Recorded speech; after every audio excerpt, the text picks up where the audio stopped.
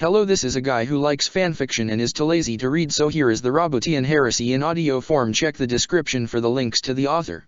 Index Asteroutes, Ultramarines, the Fallen Paragons. In the bygone days of the Great Crusade, the 13th Legion was a symbol of all that humanity could achieve, and the 500 worlds of Ultramar an example for all humans across the galaxy. But the lies of chaos found their way into the heart of Roboutian. At the heart of the archenemy's kingdom, the Primarch of the Ultramarines fell into darkness, dragging his sons with him. Dark forces blinded his eyes to the light of the God Emperor, making him embrace the madness that is chaos. 10,000 years have passed since the end of the heresy he ignited across the Imperium, and while the body of the arch-traitor lies in state at the heart of his ever-burning empire, his vile deeds echo unto eternity. Hated even by the rest of their damned kin, broken by the fall of their adored liege, the Ultramarines are trapped within the ruined storm by the iron cage.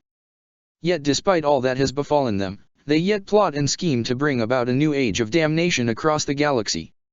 For the Ultramarines belong to chaos, and the dark gods are ever hungry. Origins. Though the dark gods often appear divided and capricious, elevating or casting down their champions on a whim, they are also capable of patient plotting and schemes that spread across decades. It is important that we remember this, as it is all too easy for inquisitors to see the blood-crazed cultists and the screaming berserkers of the traitor legions and forget the malign intelligence that directs all slaves of chaos. The tale of Roboutian and the Ultramarines is a powerful reminder that the ruinous powers are far from mindless warp-born nightmares screaming into the void for the destruction of all that is pure. When they work in concert, there is very little that they cannot either bring to their service or cast down in flame and ruin. In the 10,000 years that followed the fall of the Emperor and the death of Roboutian, many imperial potentates have struggled to erase all knowledge of the arch-traitor. Even among the Holy Ordos, the truth about the accursed 13th and its primogenitor are reserved only for the highest-ranked inquisitors. Very few texts regarding the past of Guilliman have survived the passage of time and the purges of the archives. While this can be regretted, as it leaves us with precious information on one of the greatest enemies of the Imperium, there are still enough traces left to reconstitute the path that led Roboutian from being one of the greatest primarches to the worst danger the Imperium ever faced. After the Dark Gods stole the primarches from the Master of Mankind, one of them landed on the world of Makraj, in the galactic eastern fringe. Once the seat of power in an empire that spanned hundreds of star systems, Makraj had endured the age of strife relatively well, though its galactic glory had long passed. Its people had managed to preserve much of the lore of the age of technology, and were even capable of short-range warp travel, which enabled them to keep in contact with a handful of other systems.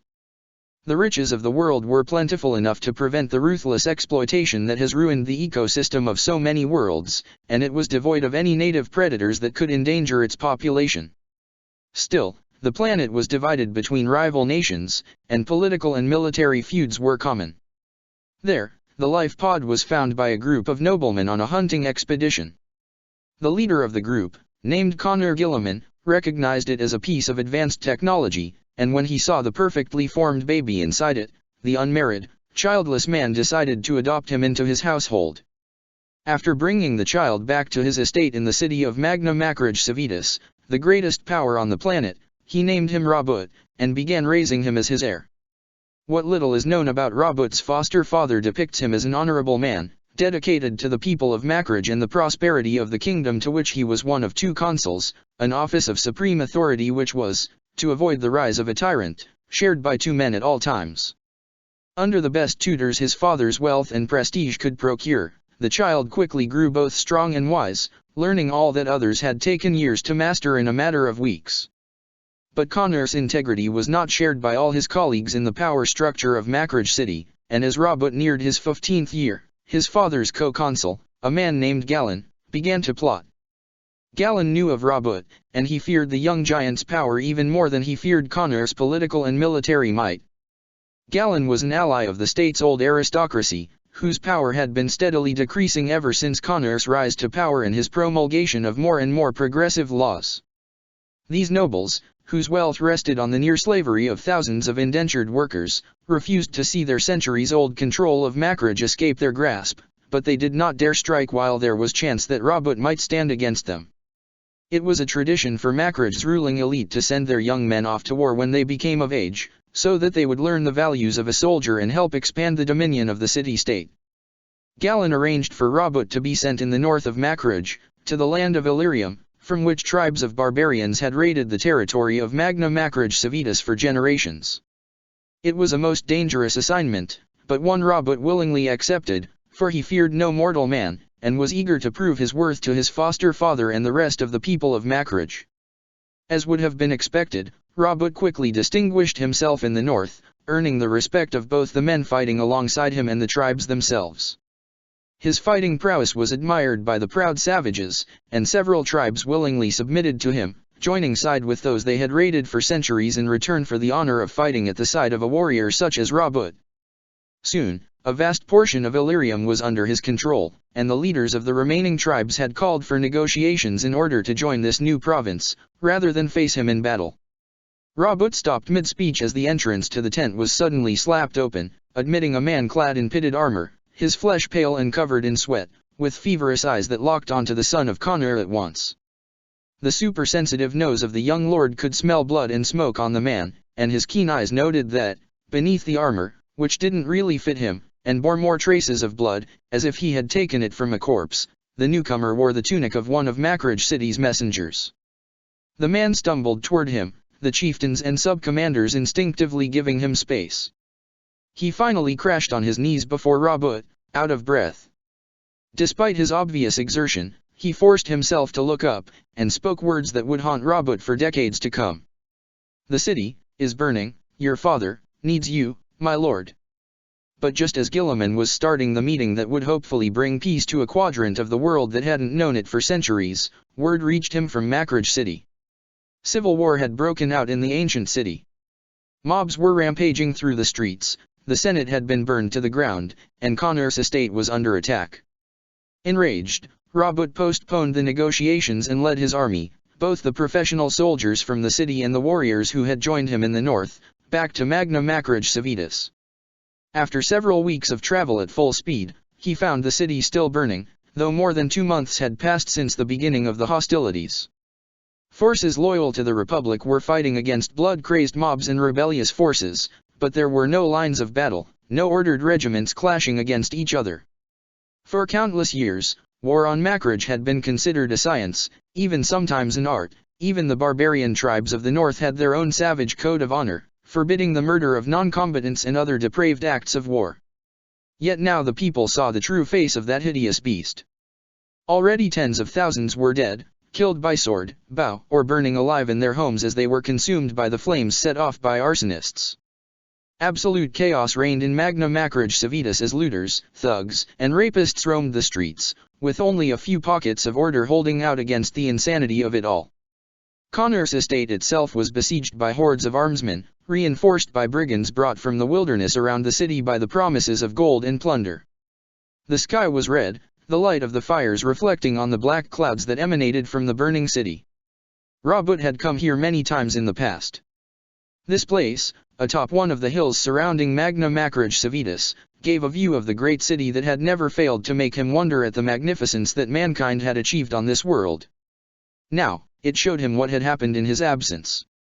The poorer quarters had suffered the worst, most houses there were made of wood and not of stone, and the fires had spread the most quickly there. But the rich quarters had been the ones most targeted by the looters, and even now Robout's ears could pick up the sounds of battle as the rioters fought what few survivors hid there as well as each other.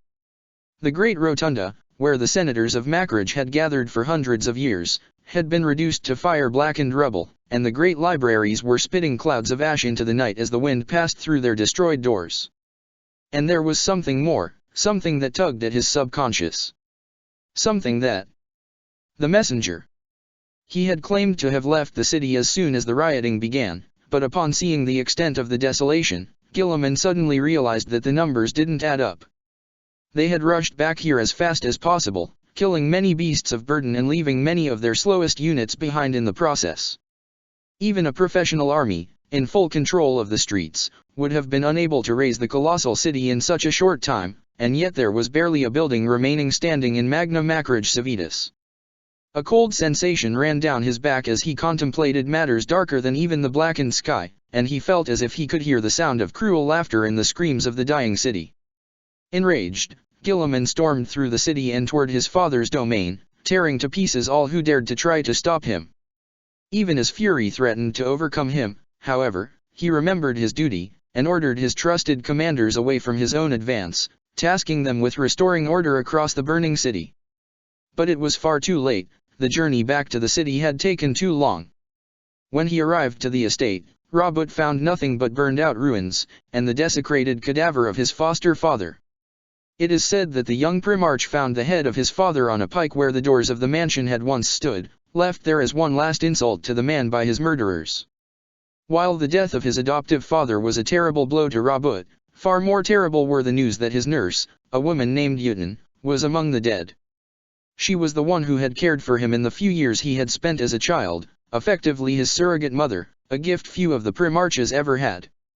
Her demise caused him great personal sorrow, and is believed to have been the catalyst for the string of executions that Guilliman ordered once the riots had been put down and order restored. Through thorough interrogation, some might say torture, and point at this as the start of Guilliman's downfall, though all members of the Inquisition deal in worse things at some point in their service without being consumed by the ruinous powers. Robout quickly reconstructed what had happened. Galen and his cohorts had attempted to kill Connor at the Senate, after ensuring most of his guards would be busy dealing with the riots. They had known that Robout's foster father would immediately send his men to quell the chaos in the streets rather than see to his own safety, and they had used his selflessness against him. Yet even so, they had failed at their assassination attempt, and Connor had managed to retreat to his estate. Then, while the nobles' armed troops clashed against each other, the drunken mobs had gone out of control, and the whole city had gone up in flames. Not a single one of the ringleaders behind the riots and the attack on Connor's estate was spared. They died not by the sword or poison, as was their right as noblemen, but hung like common criminals, in full view of the vengeful populace, who acclaimed Robout as his father's successor and the rightful ruler of Macrage Civitas. Yet he was ruler of a ruin, for almost nothing remained of the city's infrastructure, and with winter approaching, time was short if a famine was to be avoided. Using his gift for logistics and the well-supplied stores of the executed nobles, Robout managed to see his people through the winter, and began rebuilding what had been lost. Under his control, Macrage Civitas rose from the ashes of its destruction stronger than ever. Tribes from the north came to replace the losses in population, bringing with them their warrior traditions. In the years that followed, Guilliman brought all of Macrage under his control. With ruthless political acumen, he made the other noble houses of Macrage Civitas follow his leadership, and led a rapid campaign of extension. By means both diplomatic and military, he united all of the nations on the planet. Technologies which had been previously jealously guarded by the noble caste were instead spread out and studied, and Macrage entered a new golden age. Once the whole world was under his control, Robout turned his attention towards the other worlds that had once been part of the old kingdom of Ultramar. Declaring that kingdom reborn, Robout pursued his campaign among the stars, bringing world after world into the embrace of his fledgling star empire through the same mix of diplomacy and military conquest that had served him well on his adoptive home world. 30 years after the unification of Macrage, Robout ruled over more than 100 worlds, and his borders were rapidly expanding. It was as he was returning to Macrage after another successive campaign that the Emperor finally reached his son's adoptive home world, his fleet emerging from the warp at the edge of the system, sending greetings toward the planet. During the Great Crusade, the Emperor had been looking for his lost sons, finding them one by one and reuniting them with the legions he had created in their images. How he was able to search for them in the immensity of space is unknown. Many believe that he could trace their presence in the Empyrean somehow, but it is known that the Master of Mankind had known the location of Robout for years before they finally met. However, a powerful warp storm around Ultramar had prevented the Imperial ships from reaching the Primarch, and the Emperor had been forced to wait for them to dissipate. In hindsight, it is likely that these storms were created by the archenemy, as part of their plot to eventually turn Robout against his father. At first, it seemed that tragedy was about to strike, as Macrage's fleet and orbital defenses reacted to the sudden appearance of such a massive number of unknown vessels by preparing to fight. But the Emperor reached out to the people of Macrage, claiming that he was looking for his son and meant no harm to them. Accepting to meet, Robout recognized his father at once when he laid eyes upon him. The two of them discussed the Emperor's plans for the galaxy and mankind's place within it, and Robout agreed to add his kingdom to the Imperium and take command of the Adeptus Asteroutes Legion that the Emperor had created from his gene seed. He insisted, however, that Ultramar remain under his own control, at least for the time it would take to properly integrate it into the greater Imperium. The Emperor accepted, seeing it as the best way to bring more than 100 worlds into his domain without bloodshed. However, this acceptance would end up having dark consequences. The Great Crusade. You are more than warriors. Warriors fight for glory, for personal power and wealth. At best, they fight for what they believe is right, forcing their own ideals upon those around them. You have sacrificed everything on the altar of mankind's destiny, to serve the ideals of the Great Crusade and help create the Imperium. You are part of a whole far greater than the sum of its parts. You are also more than soldiers. Soldiers fight because they had ordered to. Sometimes it is because they trust those giving them orders, other times because they have no choice but to obey or face punishment. But you follow me because my blood flows through your veins, and you follow your commanders because they are your brothers. Robout Guilliman, upon taking command of the 13th Legion. Upon being reunited with his sons, Robout named them the Ultramarines, in what many saw a sign of arrogance and dangerous provincialism. But the Emperor allowed it, as a reward for what his son had achieved before being reunited with him, and that was the end of the argument. The first thing he did with his newly gained armies was to continue the expansion of the kingdom of Ultramar, learning how to best deploy asteroids while bringing world after world into the embrace of his galactic fiefdom. Under Guilliman's rule and with the aid of the Imperium's resources and technology, the 500 worlds became one of the most prosperous regions of the Imperium, bringing thousands of regiments of the Imperial Army to the Great Crusade. Like several other legions, the recruits used during the 13th's creation came from all over Terra, but in their case, it was only geographically the case. While some other legions took aspirants from all ways of life, the 13th was formed of the children of these tribes which had resisted the unification the most harshly, often to the bitter end. Thousands of children were taken from the refugee camps where the last of these tribes' people remained, effectively condemning many of them to extinction. Though this might appear ruthless, this move ensured that the potential seeds of rebellion would be removed before they could grow, and integrate the vigor and warlike nature of these tribes into the Imperium's service. However, in hindsight, it might also have been one of the reasons why so many veteran Ultramarines were ready to rebel against the Emperor. In the other traitor legions, most ancients opposed the rebellion, but that wasn't the case when the 13th was concerned. It is possible that, despite all the conditioning that was part of their induction, some part of them might have remembered the fate of their mortal families. Hatred feeds on itself, growing ever stronger as the grudges pass from one generation to the next. As Asteroutes, it is your duty to break that vicious cycle. We bear the hatred of those we force into compliance, and stand so far above their reach that revenge cannot even be considered. In that way is the cycle of hatred broken. Attributed to Primarch Robout Guilliman. When Robout took command, the flux of recruits began to come almost exclusively from Ultramar. The firsts to join the Legion were the descendants of the tribes that Guilliman had brought with him from the north when he had marched on Macrage Civitas. For decades, they had been his personal enforcers, those of his forces that he trusted above all, and they quickly proved themselves among the Ultramarines. The sheer size of the kingdom of Ultramar allowed the Ultramarines to have both quantity and quality in their recruits, and the numbers of the 13th Legion quickly soared even as their tally of victories continued to increase. However, a dark mood remained on the Legion. Guilliman knew that his sons still bore the scars of an event that had occurred before he took command, the Osiris Cluster Rebellion. A few years before Guilliman met the Emperor, the 13th Legion was deployed to the Osiris Cluster, where the human population, which had been peacefully integrated into the Imperium years before, had suddenly risen in rebellion. The Asteroutes had prepared a strike on the world of Septus 12 that would slay the leaders of the rebellion and hopefully force the rest of the population into submission, but when they launched their attack, they discovered the true nature of the Osiris Cluster Rebellion. The population hurled itself at the legionaries with dead eyes and makeshift weaponry, uncaring of the losses the Space Marines inflicted. While the Legion's elite was locked in battle with an enemy that outnumbered them 10,000 to 1, the true foe revealed itself as a fleet of hourglass-shaped Xenos warship entered the battle. The mind-controlling aliens that would come to be called the Osirian Cybrids had finally joined the fray. The Osirian Cybrids. Many were the horrors of the long night, when the warp storms bred by the decadence of the Eldar Empire and the rise of Psykers isolated human worlds from one another. During the Great Crusade, these ancient threats were crushed mercilessly beneath the Emperor's boot, but only at great cost.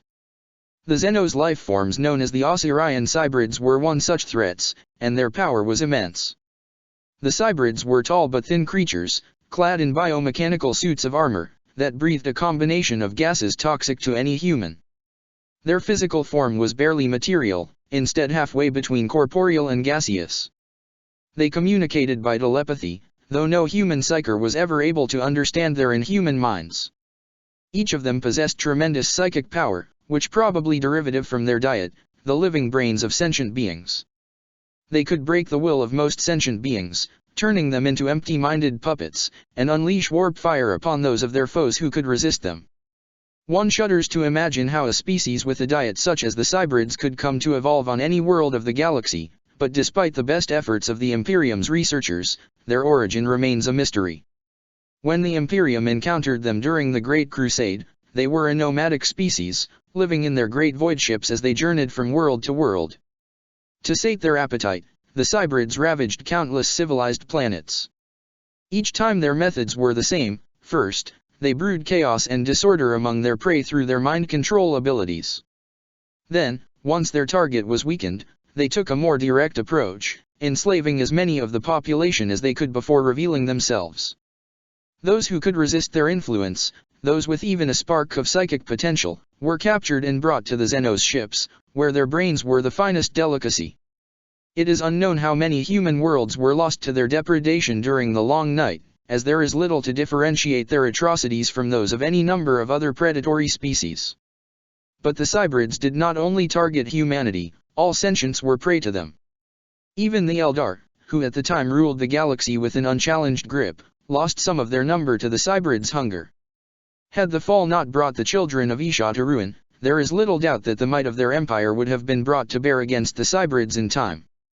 In the ensuing chaos, Lord Commander Gran Vossatho, the Legion Master of the 13th since its foundation, had been slain, alongside most of the Legion's veterans. The chain of command was decimated, and young Chapter Master Marius Gage ended up in command. He ordered a withdrawal from the Septus system, but the Osirian Cybrids still had an ace in the hole, the brainwashed forces of the Imperial Navy in the cluster, which ambushed the retreating legionary vessels. By the time the 13th reached safe territory, almost a third of its forces had been lost in the most devastating defeat ever suffered by a legion at this point in time. To worsen the damage to the legion's morale, by the time they returned to the Osiris cluster with appropriate equipment and reinforcements, the worlds had become mass graves, filled with the corpses of the Cybrids' discarded servants. Ever since that disaster, the 13th Legion had been seeking the Osirian Cybrids, thirsting for revenge. But despite all the resources at their disposal, their search had been in vain, and the sense of humiliation festered in their hearts, breeding shame and anger. The Primarch of the Ultramarines knew that the only way his sons could be purged of their past was to find and destroy the Cybrids once and for all. Finding the Xenos was part of that goal, but it would only be of use if they had a plan to destroy the creatures. So Robout threw himself into the study of what little was known of the Osirian Cybrids. A handful of corpses had been collected in the Battle of Septus 12, and with the Primarch's authority, they were released from the Mechanicum's care to be studied in person by the Legion's father. From these lifeless bodies, the Primarch deduced the likeliest way their minds worked, and from the tactical data, he extrapolated their reasoning and cultural bias. Robout also conversed with his librarians at length, and asked them to search the warp for any psychic trace of the Cybrids. Finally, soon after the reunification of the 500 worlds was completed, a lead presented itself. The Cybrids had been seen in the Eurydice system, where a force of the 12th Legion had been battling the Orcs which had come from a nearby Orc empire to raid and destroy imperial settlements. An astropathic message from the Warhound's commander, cut short by warp interference, warned the Imperium of the appearance of the telltale hourglass-shaped ships, and asked for reinforcements. The full might of the Ultramarines was gathered to answer that call for help, though the sons of Guilliman gave little thought for their cousin's fate, so obsessed were they with the prospect of avenging their dead at last. When they arrived, they found that the Cybrids had come to the system to enslave the orcs, and had already managed to seize control of nearly half of the present Waiak. While the other half fought furiously against its own brethren and their puppet masters, who had been reinforced by more of their own ships as well as others from a variety of Xenos species, all enslaved to the will of the Cybrids. The whole system was filled with warships fighting one another, the orcs showing surprising cohesion when faced with the Cybrids' threat. The warhounds were found on one of the system's moons, where their ship had crashed after being shot down by the Cybrids' weapons, and despite their leader's insistence that they be part of the offensive, they were denied and sent back to their legion aboard one of the smaller ships of the fleet. This was Ultramarine's business, and the Avenging Sun intended for his forces to deal with it alone. With overwhelming strength, Guilliman's fleet forced its way through the ships of the orcs, both enslaved and free-willed, and reached the Cybrids' own vessels. With the Primarch himself leading them, the Ultramarines began one of the greatest boarding actions ever performed in the history of the legions. They brought the battle aboard the Cybrids' ships, leaving a trail of devastation in their corridors, destroying life support systems and the infernal machinery that kept their stocks of still-living heads alive for consumption. At the heart of the greatest ship, Guilliman himself fought against the leader of the Xenos, a creature of near-godlike power recorded in the archives of the 13th Legion as the Cybrid King. The Primarch stood alone against the creature, bleeding from a dozen wounds taken on his way to this particular chamber. The toxic atmosphere of the Cybrid vessel was pouring into his armor through the rents that had been opened in it by the Xenos' attacks, but Robout's enhanced physiology was keeping their effects at bay. Baleful fire was engulfing him, even as he struggled to get closer to his titanic foe so that he might tear it down with his power gauntlets. Each step closer to the creature was more agonizing than the last, and he could feel the heat spreading through his body as his metabolism worked overtime to repair the damage to his flesh almost as soon as it was inflicted. But despite his defiance, despite the fact that could not, stop, the bitter truth remained obvious. He couldn't defeat the Cybrid King. Unlike his brother Magnus, his talents laid not in warp craft, but in tactics and logistics, and they were useless to him now. His warriors had been killed on his way to this place where he had deduced the enemy leader must be, his handful of librarians slain one by the alien's superior psychic might. Alone, with nothing to shield him from the creature's powers, he could feel even his mind begin to buckle under the pressure of the Cybrid King's mental assault. He needed power of a more brutal, direct kind than that which he already possessed. He needed. Something burst in his mind, like some dam finally breaking, releasing a great flood that had so far been contained. With a scream of agony, twin arcs of blue lightning shot out of the Primarch's eyes, encompassing his body in a protective bubble that repulsed the Xenos' attacks. With a roar of primal pain and fury, Robout resumed his charge, and the two gauntlets of Ultramar pierced right through the ethereal body of the Cybrid King, killing the creature instantly. As its corpse tumbled to the floor, Robout fell to his knees, his hands raised to cover his face while his mind whirled with the implications of what had just happened. And even as he considered what to do now, he heard, as if from a great distance, a familiar laughter. After the death of the Cybrid King, the rest of the Osirian Xenos quickly succumbed, many of them struck down by some psychic ill as their leader fell. As the Ultramarines returned to their ships, the Xenos vessels were bombarded relentlessly for hours, the whole fleet on the lookout for any escape craft trying to flee the devastation. Once no life sign remained in the Osirian vessels, Guilliman ordered them to be dragged and thrown into the system's star, erasing any trace of the creature's existence. Even as they executed the orders of their liege, the Ultramarines felt the wound on their pride heal as their hated foe was not just defeated, but utterly exterminated. When they fell upon the remaining orcs, it was with a vigor and a sense of purpose they had not known since the Battle of Septus 12. Their victory after so long brooding over their losses at the Cybrids' hands reinforced the loyalty and esteem of the 13th for its Primarch considerably.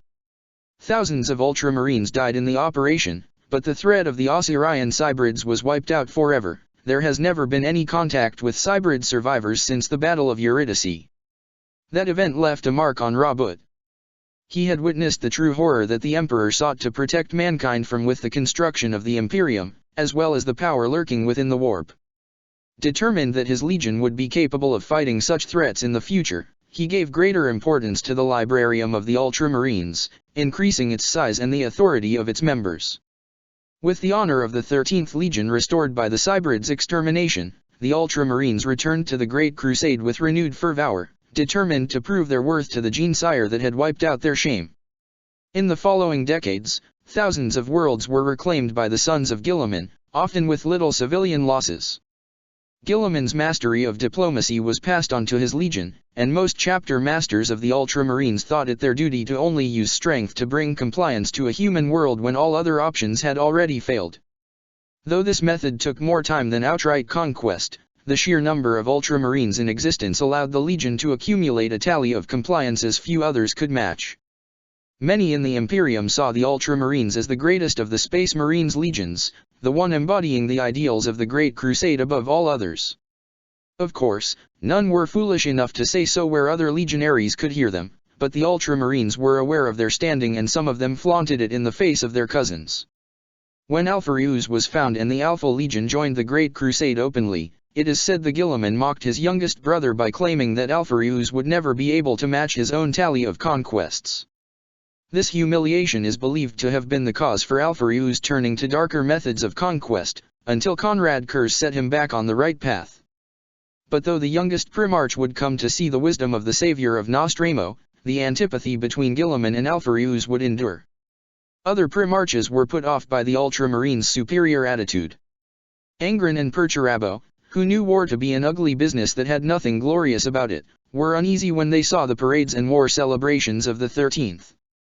But apart from them, Guilliman was held in high esteem by his brothers, who saw the 500 worlds as an example of what the Imperium could be: ordered, prosperous, and dutiful. Yes, the Ultramarines were proud, but they were hardly alone in that, and were these not times one could rightfully be proud to be part of? When, after 200 years of leading the Great Crusade from the front, the Emperor announced that he would return to Terra, Guilliman was surprised. Like all Primarches, he had assumed their father would oversee the Great Crusade to its glorious end, when all the stars were held in man's unchallenged grip. But what really angered Guilliman was the choice of Horus to replace the Emperor as the leader of the Great Crusade. Robout respected and loved his brother, as was said many times, it was impossible not to love Horus. But he saw the first Primarch as more of a champion, a being of great power and grandeur that was suited to win epic victories, but less suited to the management of thousands of smaller operations at the same time. Robout believed that he would have been a better choice as the War Master, and he made his opinion known during the triumph of Olaner. Still, the Emperor didn't budge on his choice, and Guilliman reluctantly bowed to his father's decision.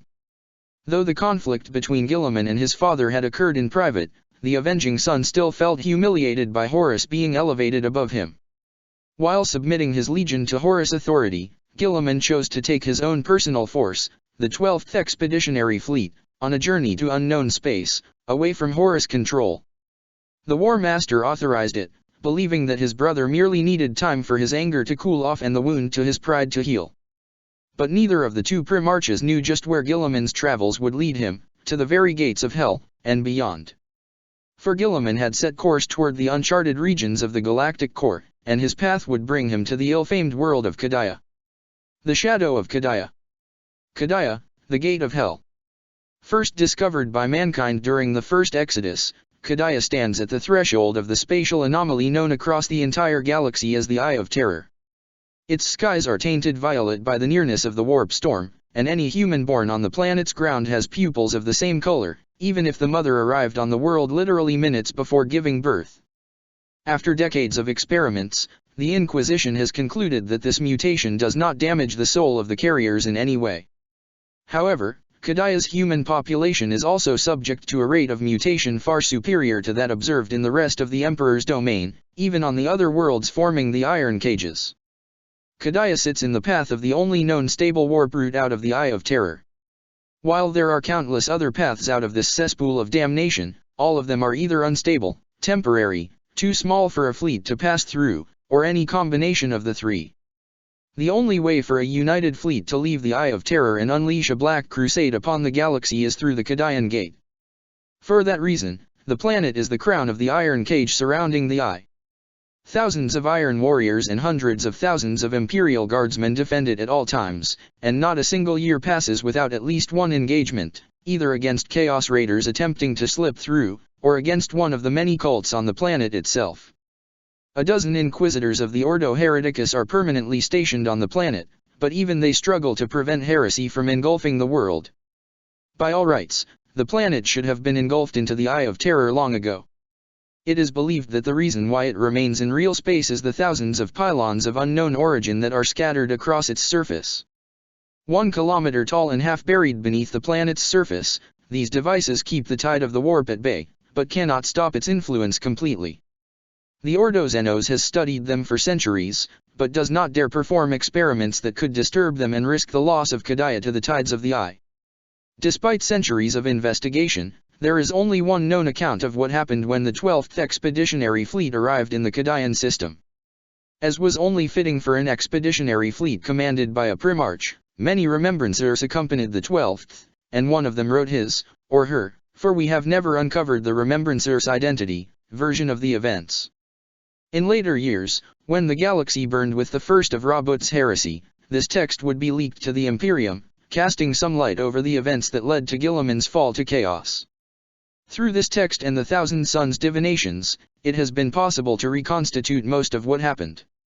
No one knows what motivated Guilliman's decision to go to the Galactic Core, out of the hundreds of destinations he could have picked that would have put him out of Horus' reach. Perhaps he came upon ancient records from the Dark Age of technology, which spoke of colony ships being sent to this region of space, and hoped to bring more human populations to the fold of the Imperium. But it is clear that the Dark Gods guided him, with his knowledge or not, for when his fleet finally emerged from the warp after a long and difficult journey, they were ready for him. Kadaya had become infested with creatures from the warp, which had all but entirely consumed the planet's human population. The moment the Geller fields of the fleet went down, astropaths and librarians alike began to scream as they sensed the evil that had overwhelmed the planet. They had met such things before, during the Great Crusade, on worlds where alpha-level psychers had lost control of their powers and burst apart, creating gateways into the warp from which psychic predators emerged. Kadaya was a world of abominations, and Guilliman ordered his fleet to advance toward the planet so that it might be purged from orbit. The humans that remained on the world couldn't be saved. There were literally billions of warp-born creatures on Kadaya, but the Ultramarines could at least put them out of their misery. However, even as the fleet prepared to enact Exterminatus, another fleet appeared in the system, far beyond the Mandeville Point and right in the middle of the Imperial formation, outnumbering the 100 vessels Guilliman had brought with him almost 3 to 1. These ships were twisted horrors, ancient hulks from a dozen cultures lost to the warp over the ages and reshaped by the dark powers that dwell there. According to the psychically sensitives among the Imperial fleet, they were crewed not by mortal beings, but by creatures from the Empyrean. Their weapons didn't fire shells of metal or rays of laser, but the unholy energies of the warp and swarms of void-flying Neverborn. Immediately after their appearance, they engaged the Ultramarines and their allies. Guilliman reacted quickly to this new threat, commanding his fleet to move against the abominations in their midst, devising patterns of attacks on the fly. But the daemon ships could jump in and out of the warp at will, avoiding being surrounded and making the usual approach of the Ultramarines to void warfare completely irrelevant. Then, the daemon ships sent boarding parties on the Imperial vessels, destroying many of them when their Asteroot's guardians failed to protect the vital sections of their ships. Even as Guilliman was fighting against the Neverborn which had manifested aboard his flagship, the Macrage Honor, he directed his fleet, somehow figuring out the patterns in the warp-born armada's vanishing tricks. He commanded his ships to fire at empty space, only for the shells to hit straight into daemon ships that had just rematerialized. That laugh, thought the Primarch. I know that laugh. The leering voice of the creature came from everywhere and nowhere as Guilliman fought his way across the sea of twisted flesh and malformed bones. It echoed in his skull and burned his soul. Yes, Robout. It is I. Do you remember me? When last we spoke, I was disguised as one of your mortal servants, warning you about all that you had lost. The look on your face when you learned about it was priceless. Robout tried to locate the origin of the voice even as he continued to advance through the ocean of warp-born beings. Despite his inhuman hearing, he failed. The voice registered to his senses as if coming from every shadow around him. It was so easy. I whispered in their ears, telling them what they wanted to hear, and they listened. They were so eager, so hungry for power and wealth, like all humans. I spurred their instincts, drove the beast within all of them into a frenzy. In the end, I didn't even have to force any of their hands. They did it all willingly, while you were fighting to protect them. The third one you had executed, do you remember him? I must confess, I forgot his name.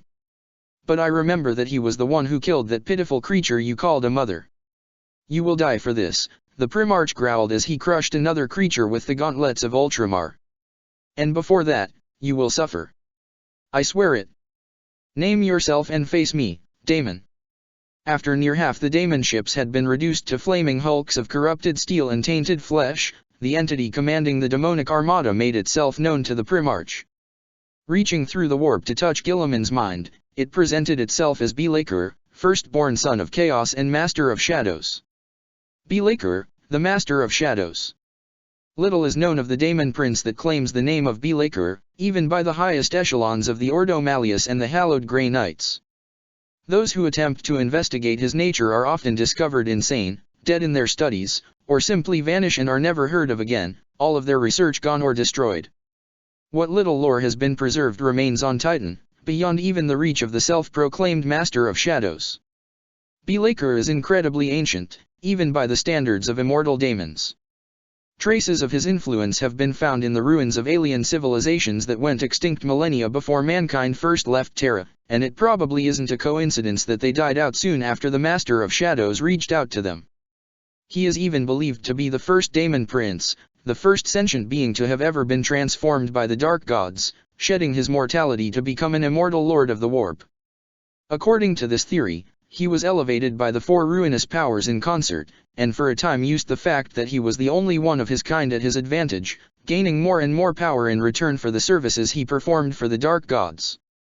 But soon, as is their way, the Dark Gods grew bored and sought new toys which would be wholly theirs, and not shared with their brothers. They elevated new Daemon Princes, and Be'lakor power waned as the energies of ruin were no longer condensed within a single vessel.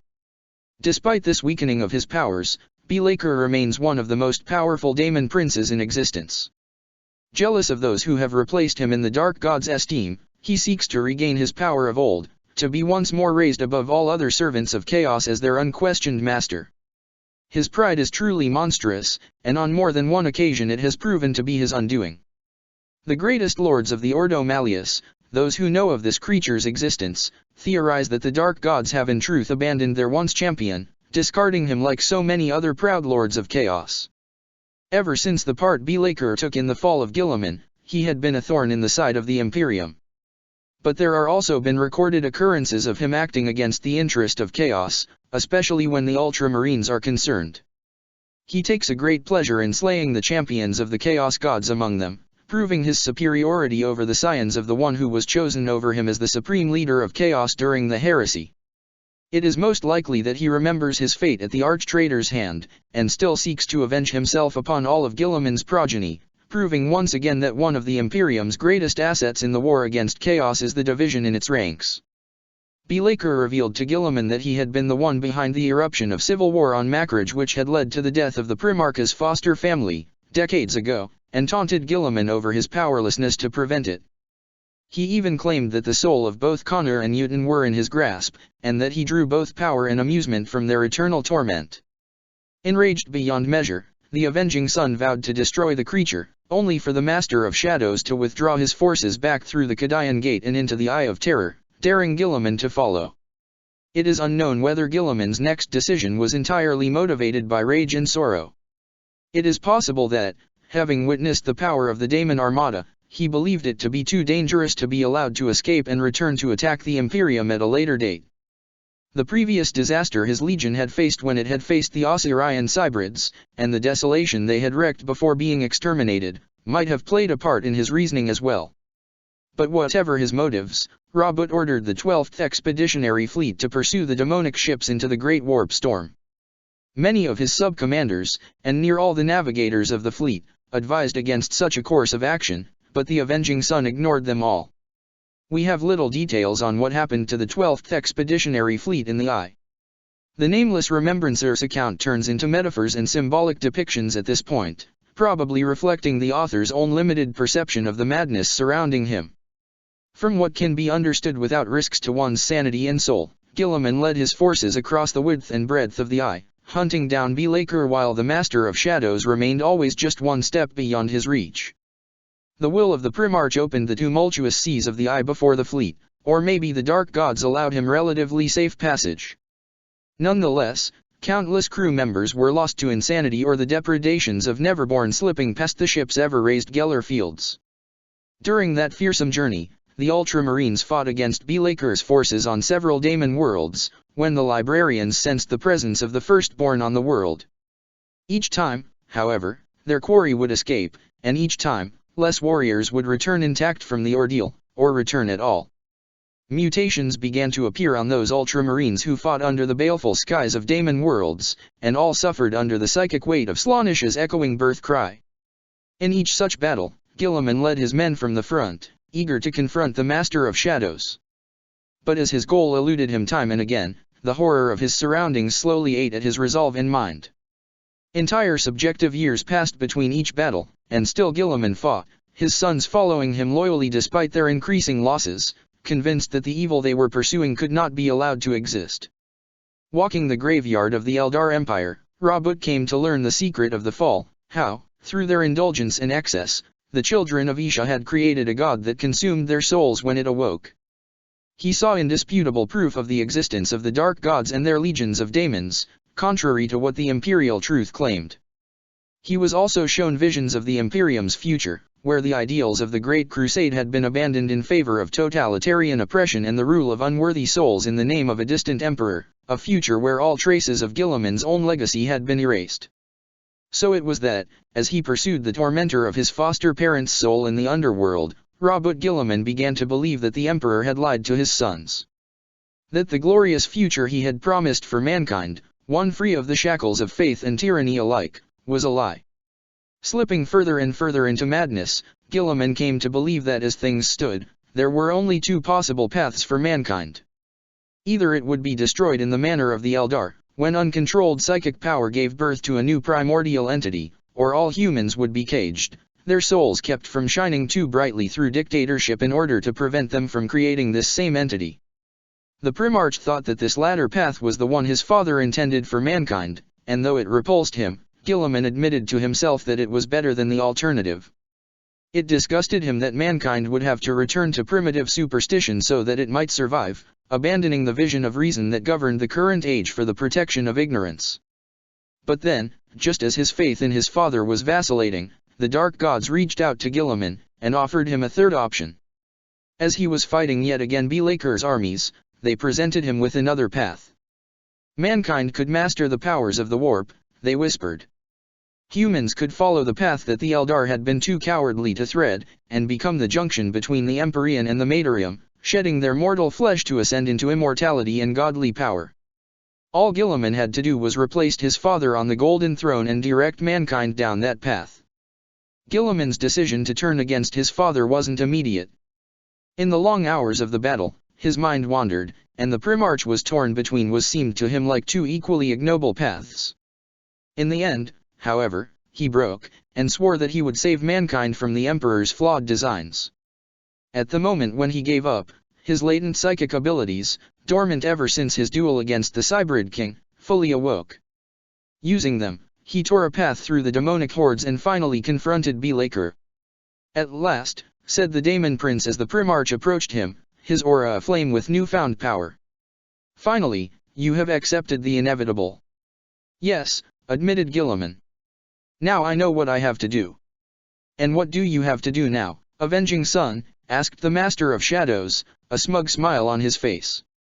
It was the Primarch's turn to smile, an expression unlike anything he had ever shown before, combining hopelessness, bitterness, and a cruel joy. The eyes of Guilliman were filled with a feverish light and his face was pale, as if he was under the assault of some disease. I have to kill you, Bealaker. What? With Bealaker's defeat, the title of Dark Master of Chaos which had belonged to the Daemon for untold eons passed on to Guilliman. Immediately, the never-born legions that had been fighting the Ultramarines either fell to their knees in obedience or disappeared back into the ether. Then, 4 greater daemons manifested upon the deserted world, one representing each of the dark gods.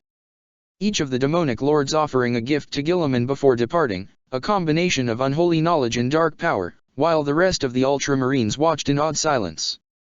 When he had received the last gift, Robout addressed his sons. He told them of what he had learned, and asked if they would follow him as he took the actions necessary to ensure mankind's survival. All of the legionaries present, who had seen many of the things their primarch had seen with their own eyes, agreed, and knelt once more before Robout Guilliman, the next emperor and savior of mankind.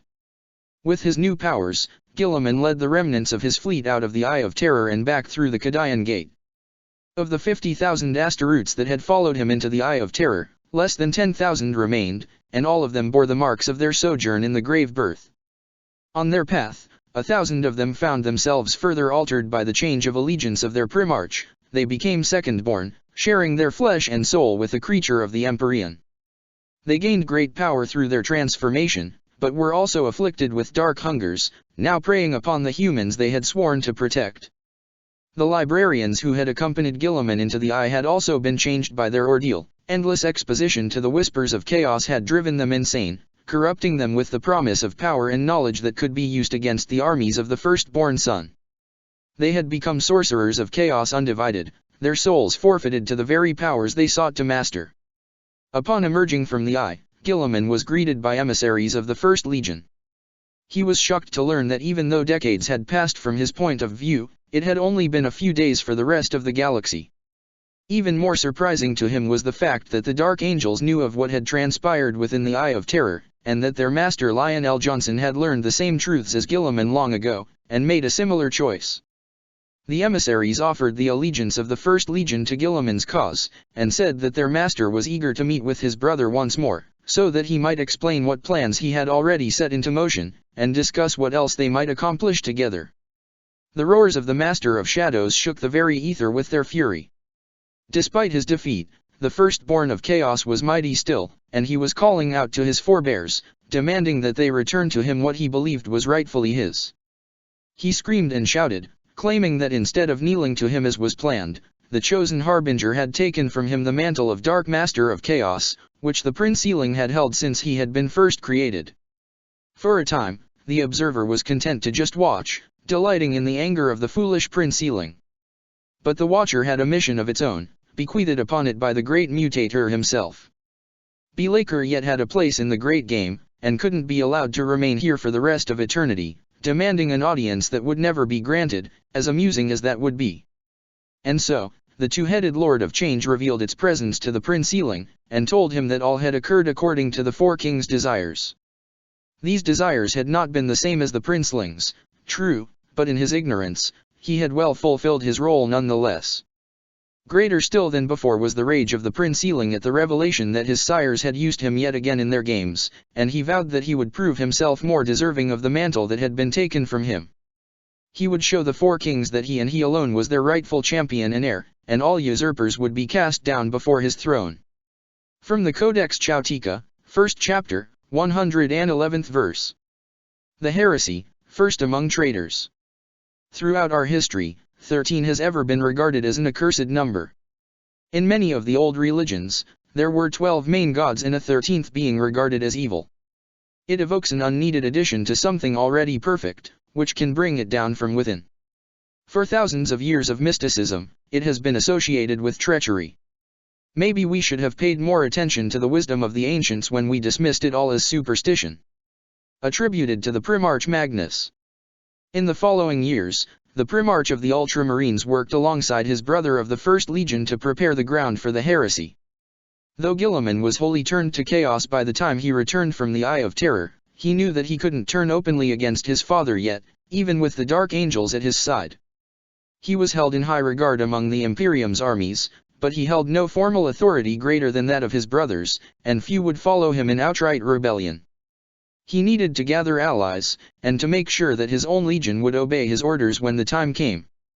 Those who had come with him to Cadia and into the Eye of Terror would obey his every command, but the bulk of the Ultramarines were dispersed across the galaxy, still ignorant of their Primarch's transformation.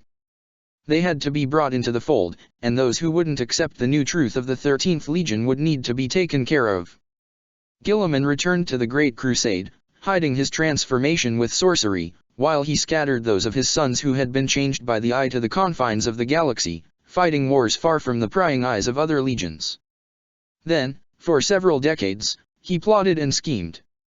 He sent agents to the rest of his legion's chapter, slowly introducing their commanders to the truths he had discovered in the eye. Some were brought before the Primarch himself, who explained to them what he had seen and what he had to do. Most accepted to follow their liege lord, trusting in his wisdom even though the very notion of rebellion seemed unthinkable to them. It isn't difficult to guess what happened to those who refused to see things Guilliman's way. All this time, the traitors were sheltered from the sight of the Thousand Suns, who screened the galaxy for threats from the throne world. A resurgence in warp storms had occluded much of the galaxy, making warp travel longer and even more dangerous. Whole expeditionary fleets were lost to the Sea of Souls with all hands, though some of them later reappeared under the arch-traitor's banner. Guilliman must have spirited them away as he massed forces, or perhaps they were driven mad by their time in the warp and came to embrace chaos on their own. In secret, Guilliman ordered his apothecaries and genesmiths to increase the numbers of his warriors even further. At that point in time, the Ultramarines were already one of the most numerous legions, with only the Raven Guard being undoubtedly superior in numbers, if not in quality. Some of the legionaries created during this period of rapid expansion included new, forbidden sciences in their creation, the Evocati. Kept far away from inquisitive eyes, some of the Evocati appeared to be normal legionaries, but were in fact cloned humans who had been artificially grown and aged. Others had their genetics mixed with those of alien species with powerful abilities, or even combined with the dark science of the warp. These warriors were often little more than puppets, capable of following orders with discipline and efficiency, but utterly lacking in initiative, and appearing to the perceptions of librarians as psychic blanks in the Sea of Souls. It is rumored that a handful of Evocati were created with the pariah gene, in order to deploy them against loyalist librarians, but no trustworthy record of such abominable creature exists. It is believed that Guilliman secretly pushed his brothers to denounce Magnus as an heretical sorcerer, provoking the Emperor to order the Council of Nicaea. The arch-traitor didn't know what exactly his father's judgment would be, but was confident that he could use it to his advantage either way. If the Emperor allowed the Thousand Sons to continue their practices, it would drive the Wolf King in opposition to him, and if he rebuked the sons of Magnus, they in turn might become vulnerable to Guilliman's persuasion. Given the important part that the 15th Legion played in protecting Terra against the sorcery of the Dark Angels during the heresy, it is clear that the Emperor's ultimate decision was the correct one, even if it did cost a lot. The Spinium Coronum. More commonly called the Crown of Thorns in Lower Gothic, this organization is a foul legacy of the arch-traitor that had plagued the Imperium for 10,000 years. When Guilliman was planning his betrayal, he knew that not all of the Imperium would follow him, and he also knew, perhaps better than any other Primarch, that there was more to the strength of the Imperium than the might of its armies. Over the years, he infiltrated agents into the administratum and other organizations of the Imperium. Trained directly under him in the arts of deceit and minor sorcery, they were to weaken the Imperium from within, helping to usher in the ultimate victory of the traitor legions. Through murder, misinformation, and sabotage, these thorns caused untold damage during the heresy. However, their existence didn't end when their master fell. Every original member of the Spinium Coronum was fanatically devoted to the arch-traitor, and they continued their mission even after his death. Guilliman had planned that the heresy might last several human generations, and ordered his agents to train apprentices, one per agent, that would in time replace their master. Over the millennia, these chains of master-apprentice have endured, though many have been discovered by the Inquisition and destroyed. 7 times already the whole organization has been believed extinct, only for another of its infamous lineages to be discovered decades, or even centuries, later. Guilliman also had a hand in the downfall of other legions. He sabotaged the White Scar's efforts in the Condax system and turned the powers of the warp against the Khan and his sons. He set Sanguinius on the path to Sinus Prime, after having arranged for the Angel to find the system in the hands of his never-born allies. The true scope of Guilliman's part in his brother's corruption may never be fully revealed, but when he believed half of the legions would stand at his side, he activated the next phase of his plan. He called his corrupt brothers to him, and they prepared for the event that would spark the heresy, the Istvan atrocity. The Ultramarines sent thousands of their own to Istvan III. Each of the warriors had been unknowingly condemned to death by his superiors, for it was believed that he wouldn't follow the orders of their primarch when Guilliman ordered his men to turn against the emperor. Marked for censure, ostensibly for defiance against orders or any other petty reason, the betrayed sons of Guilliman were told that Istvan was to be their redemption. By obeying their deployment orders to the letter and prosecuting the campaign against the rebels in the exact manner Guilliman and the other primarchs had planned, they would prove that they had learned from their mistakes. Because of this, a far greater portion of Ultramarines was exposed when the first bombs fell, and very few of the Loyalist 13th survived the first seconds of the battle for Istvan III. Those who did, however, found a leader worthy of legends in the person of Eonid Teal. Eonid Teal, Lord of the Red Mark. The Space Marines who were marked to die on Istvan III were all honorable warriors, whom their corrupt primarchs knew wouldn't follow them into treachery. All Asteroutes of today honor the memory of the few whose names are known to us, yet few of these heroes are as famous as Eonid Teal. A sergeant of the 13th Legion, he was known to challenge his superiors' decisions, more often than not making excellent points as to why their actions were erroneous. Despite his skill in battle and deep instinct for tactics, this attitude prevented his further rise in the ranks. When the captains and chapter masters received the order of listing those of their men whom they thought weren't trustworthy, somehow failing to notice the obvious irony in such a command, it was with a certain satisfaction that Thiel's superior officer marked him down. Like all Ultramarines deployed on Istvan III, Teal wore the red mark. His helmet was painted in red as a sign of his censure. By then, every legion knew that those of the 13th with the red helmet had somehow disgraced themselves, and the members of the Blood Angels, Imperial Fists, and Iron Hands deployed on the planet questioned why all the forces of the Ultramarines, whose primarch was ostensibly the one leading the whole operation, were composed solely of such warriors. But they didn't suspect the truth until the first bombs fell, and can hardly be blamed for it. Like hundreds of others, Teal survived the initial bombardment of Istvan III, taking shelter in the city's catacombs while fire scoured its surface. When he and his brothers emerged, the full realization of their father's and brothers' betrayal hit them. While captains fell to their knees in despair, Teal managed to keep his wits, focusing all the might of the soul-searing hatred he now felt for his erstwhile comrades on the prosecution of his duty. The rest of the Loyalist Ultramarines gathered around him, and they exacted a heavy toll of treacherous lives during the battles that followed on Istvan III. Using unconventional tactics and daring stratagems, Teal and his men achieved kill ratios never seen before during the Great Crusade, and rarely equaled during the Heresy. Teal himself slew several champions of the 4 traitor legions present at Istvan III, including his own former commanding officer. What truly sets Eonid Teal apart from the rest of his fellow Istvanian heroes is that, unlike most of them, he actually survived the battle. During the final days of the Loyalist resistance, the leaders of the faithful decided that one of them had to survive, to escape the world so that the fight would continue and the galaxy would remember that not all sons of the traitor primarchs had followed their fathers into rebellion. Teal argued vehemently against being chosen, wanting nothing more than to stay and fight alongside his comrades, no matter their legion, but he was overruled. The other leaders believed him to be the most apt of them for the kind of war that awaited them, and the one with the best chance of actually escaping the planet. Conceding to their decision, Teal took a handful of warriors with him, not just Ultramarines, but also Space Marines from the other 3 legions, and seized a traitor gunship just as Guilliman ordered the final assault on the Loyalist positions. In orbit, the 20 legionaries captured a small traitor ship and, through the techno-expertise of the Iron Hands among them, they slipped away from the rest of the fleet and vanished into the warp. In the years that followed, reports reached both the Imperium and the rebel commanders of a group of legionaries wearing armor of different livery attacking traitor assets. These warriors had only one thing in common: they all bore a red helmet. Elements from both loyal and traitor legions rallied to Thiel's banner, and they became a force to be reckoned with in the Shadow Wars. Entire worlds were spared from annihilation when a strike force of the Red Marked slew a particular leader or destroyed a supply line, forcing the traitors to redirect resources to deal with a threat that had vanished long before they arrived. Separating Thiel's actions from those of the 20th Legion during that time is all but impossible, but it is estimated that at least 10,000 traitor Marines were slain as a result of the Red Marked's deeds, with countless other military assets destroyed in the process. As is the case with so many things that occurred during the heresy, the ultimate fate of Eanid Thiel remains unknown to us. It is rumored that Thiel's armor, upon which he inscribed all the stratagems he ever used against the traitor legions, was reclaimed by the Alpha Legion upon his death, and is enshrined in whatever world it is that the mysterious sons of Alphareus call home.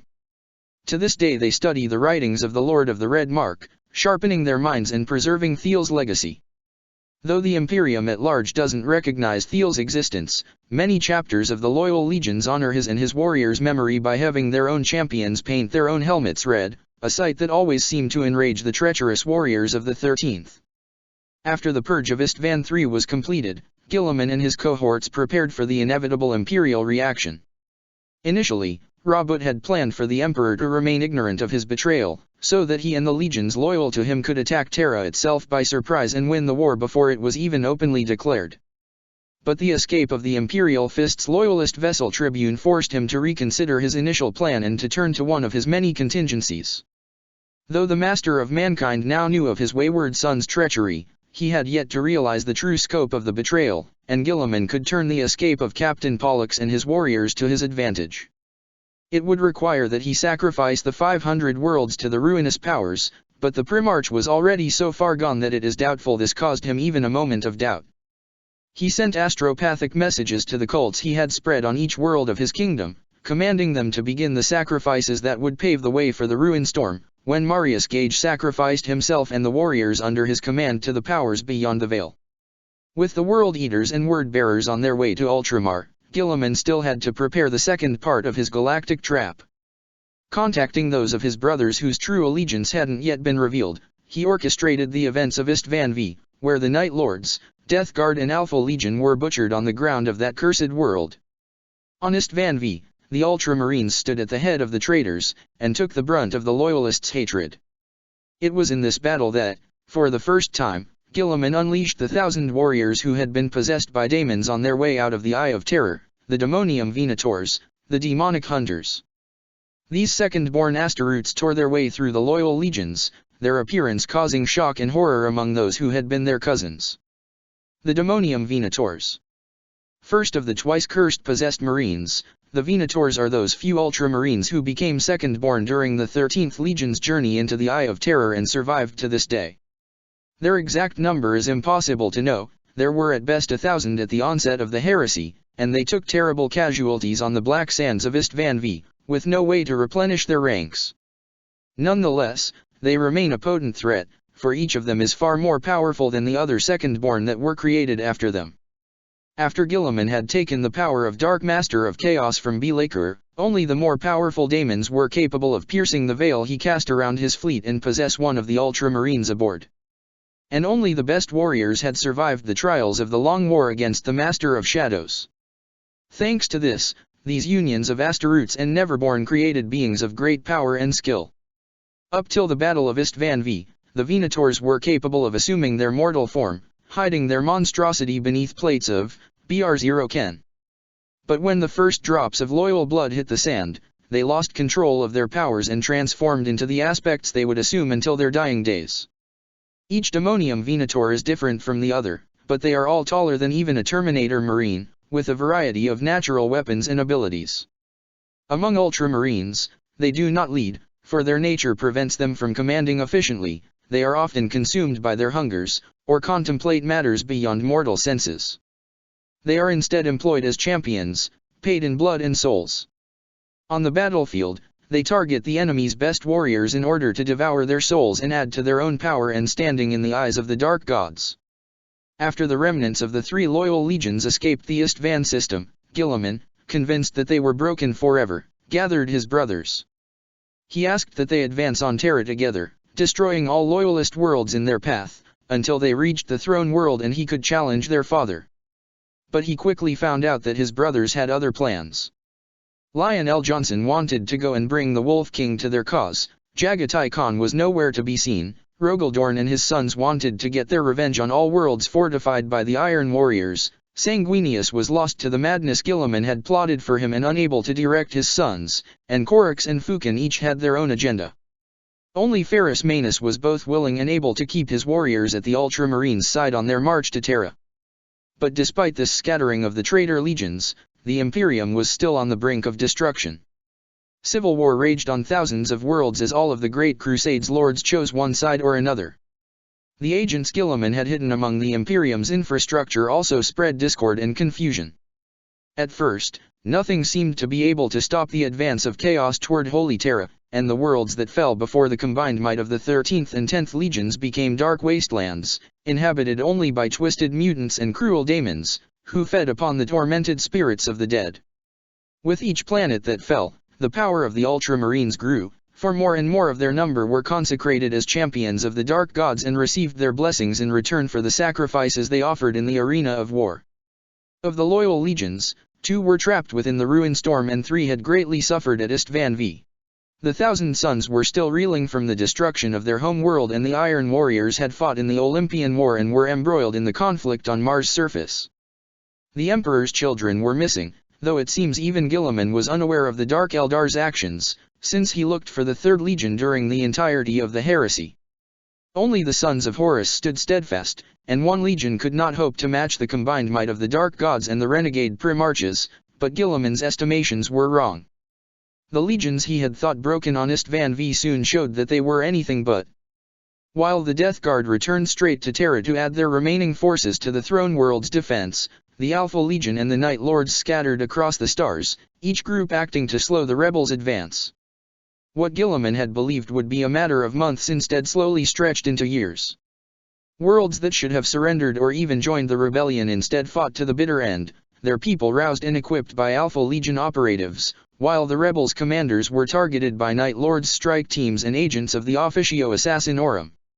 It was inconceivable to Guilliman that such resistance to his forces could be the result of uncoordinated groups.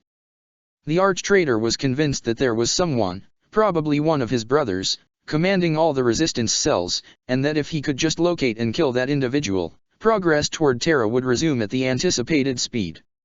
After several years, his agents reported to him that they had located the Primarch Alpharius, who had escaped the carnage of Istvan V alongside the elite of his legion. Alpharius had taken refuge on the world of Escrator, alongside thousands of the 20th Legion's survivors. Without wasting time, Guilliman entrusted the march to Terra to his brother Manus, and, with the elite of his legion, he went to hunt down his brother. The details of what happened on Escrator are unknown. While Guilliman was certain to have confronted and slain his brother, someone claiming to be Alpharius appeared at the Imperial Palace soon after the end of the heresy. Furthermore, it wasn't the first time someone had thought they had killed the Hydra. Already on Istvan V, the elusive 20th Primarch had been believed slain. But whatever the truth, the command nexus on Escrator was destroyed, and word that Alpharius had fallen spread across the galaxy. But unlike what Guilliman had expected, the loss of Alpharius didn't affect the resistance to his advance at all. If anything, the warriors of the Alpha Legion redoubled their efforts, their desire for revenge stoked by the apparent murder of their Primarch. What the arch-traitor had failed to see was that, unlike his own legion, the sons of the Hydra had been trained in individual thinking more than any other Astaroths in the galaxy. While perfectly able to work together, each of them was an army in himself, a force capable of acting independently if the circumstances so required. Alpharius had directed some of the Alpha Legion cells, but not all, and even they had quickly adapted to the disappearance of their Primarch. It was only through a succession of grueling campaigns that, at long last, Guilliman's forces reached the Sol system. The arch-traitor called his wandering brothers to him, and they answered, sensing that the final battle was at hand. Forces from all traitor legions converged with the Ultramarines and Iron Hand's own fleets in order to confront the defenders of the Throne World. The Siege of Terra. From his spies, both humans and demonic, Guilliman knew that Perturabo had built up the defenses not just of Terra, but of the entire Sol system. Dozens of asteroids had been hollowed out and turned into space forts, and the moon of Titan had become the fortress monastery of those who might very well be Guilliman's greatest threat, the Grey Knights. The arch-traitor knew little of these warriors, only that each of them had been handpicked by Malcador the Sigillite, and blessed with power from the Emperor himself. Guilliman was reluctant to engage them, and designed a plan that would deal with the system's defenses while also neutralizing the knight-errants. Guilliman selected forces from all 9 legions under his command to be part of the first wave of attacks, including a full chapter of his own ultramarines and supported by hundreds of traitorous imperial regiments. These troops were given false information about the system's defenses, however, and they were slaughtered by the Iron Warrior's guns, while the rest of the Chaos Armada held back from joining the fray. All while his men died, Guilliman's sorcerers harnessed the energies of the massacre to cast a grand ritual that sundered the veil between the warp and reality, and summoned the very demonic fleet that the Ultramarines had fought in the Eye of Terror decades before. These daemon ships destroyed the system's outer defenses, and it is written that Belaker himself descended upon Titan at the head of a new demonic legion, hoping to restore his standing in the eyes of the Dark Gods by destroying the Grey Knights and preventing all the damage they would inflict to Chaos in the future. He failed, but the battle that the Grey Knights waged against him occupied them for the entirety of the siege, and prevented them from coming to the aid of the Emperor in his hour of greatest need. With all obstacles removed, the rest of the traitor forces entered the system, and the assault on Terra herself began. Tens of thousands of legionaries landed on Terra, accompanied by millions of traitor soldiers and scores of Titans. Guilliman had devised a complex plan to bring down the palace's walls, but he lost control of his allies the moment they landed on the throne world's sacred soil. The Blood Angels attacked the civilian population of Terra, while groups of Space Wolves and White Scars ignored their orders to attack on their own. Meanwhile, Horus and Perturabo directed the loyalist defenders of the palace with their combined genius, while Mort Arian fought on the front lines and Magnus and his sons shielded the palace from the traitors' sorcery. Days passed without any progress being made, and Guilliman grew impatient. The Neverborn were whispering to him of Lorgar and Angron's escape from the Ruin Storm, and their vengeful return to Terra. When they arrived, he would be forced to recall some of the legionaries on the planet to face the 12th and 17th legions in the space battle that would follow, which would create an opportunity he knew Horus wouldn't miss. Even when the War Master fell at Sanguinius Fangs, Perturabo managed to keep control of the combined legions, preventing the warriors of 16th from losing themselves to their thirst for revenge. Then the 2 legions Guilliman had lost trace of, the Night Lords and the Emperor's children, suddenly joined the battle. With the sons of Nostramo on the surface of Terra, the traitors' assault on the palace faltered, while the Emperor's children wreaked havoc among the renegades' fleet. Simultaneously, the sons of Horus counterattacked and slew the Daemon Primarch Sanguinius, taking nearly all of the 9th Legion out of the fight. Seeing his chance to seize the Golden Throne slip away, Guilliman decided to risk everything on one last gamble. Through his Neverborn allies, the arch-traitor had learned of the webway entrance within the Imperial Palace, the heart of the God Emperor's great work. If he could reach it and break the seals upon it, then he could unleash a demonic army that would consume all human life on Terra, but also give him the strength to face all the legions arrayed against him. Telling his allies that they were to perform a strike toward the Emperor, hoping to kill him and break the Loyalists' morale, he led one final assault on the palace's gates. While a distraction force drew Mort Arian away, Guilliman took with him Rogaldorn, Lionel Johnson, and the elite of their respective legions, and tore away into the Emperor's sanctum. On his way, the Cavia Ferrum separated the 3 forces, with Guilliman and his Ultramarines alone reaching the Golden Throne. There, the arch-traitor confronted his father at last, while around them, Custodes fought against the elite of the 13th Legion. He expected to see hate. He should have seen hate. After all, he had betrayed everything the gods stood for. He had laid ruin to the gods' dream, and damned mankind to an existence of fear and eternal war. And yet, he saw no hate in his father's eyes. He only saw sorrow and pity, and it drew him mad. The 2 of them clashed together, and history was written in the blood of a god and his fallen angel. Guilliman's power was fueled by all 4 Chaos Gods, who saw this as their only chance at defeating the one being they feared in the entire galaxy, for he alone had the power to destroy them, in some potential future that might now never be. Weakened by the years of repelling the Dark God's attacks from the other side of the Webway Gate, the Emperor was unable to match his son's madness, and he was mortally wounded by the gauntlets of Ultramar, ancient weapons which had been reforged anew in light of Guilliman's change of allegiances, and now burned with the unholy flames of chaos. But just as his body was dying, the Emperor was saved by the arrival of Fulgrim, who teleported right in the midst of the battle. Wielding the sword that had been forged for him by his brother Ferris in an earlier, happier age, the Phoenician struck at his traitorous brother with all the skill and hatred that animated his scarred form, and with a wordless cry, the tongueless Primarch brought low Guilliman's guard. Using this opening, the Emperor rose with his last remaining strength, and unleashed a stream of golden psychic energy on Guilliman, snuffing out the light of his dark soul forevermore. When they saw their father falling, the Ultramarines cried out in despair. Many of them gave their lives to reclaim his body, and they fled through the Cavia Ferrum, many more losing their way and wandering through its corridors until they were found and put down, in some cases years after the end of the siege. They withdrew to their ships in orbit and fled the Sol system, abandoning their allies to the imperial retribution. Post-heresy, cursed among fallen. And thus, banished to the hell their father created.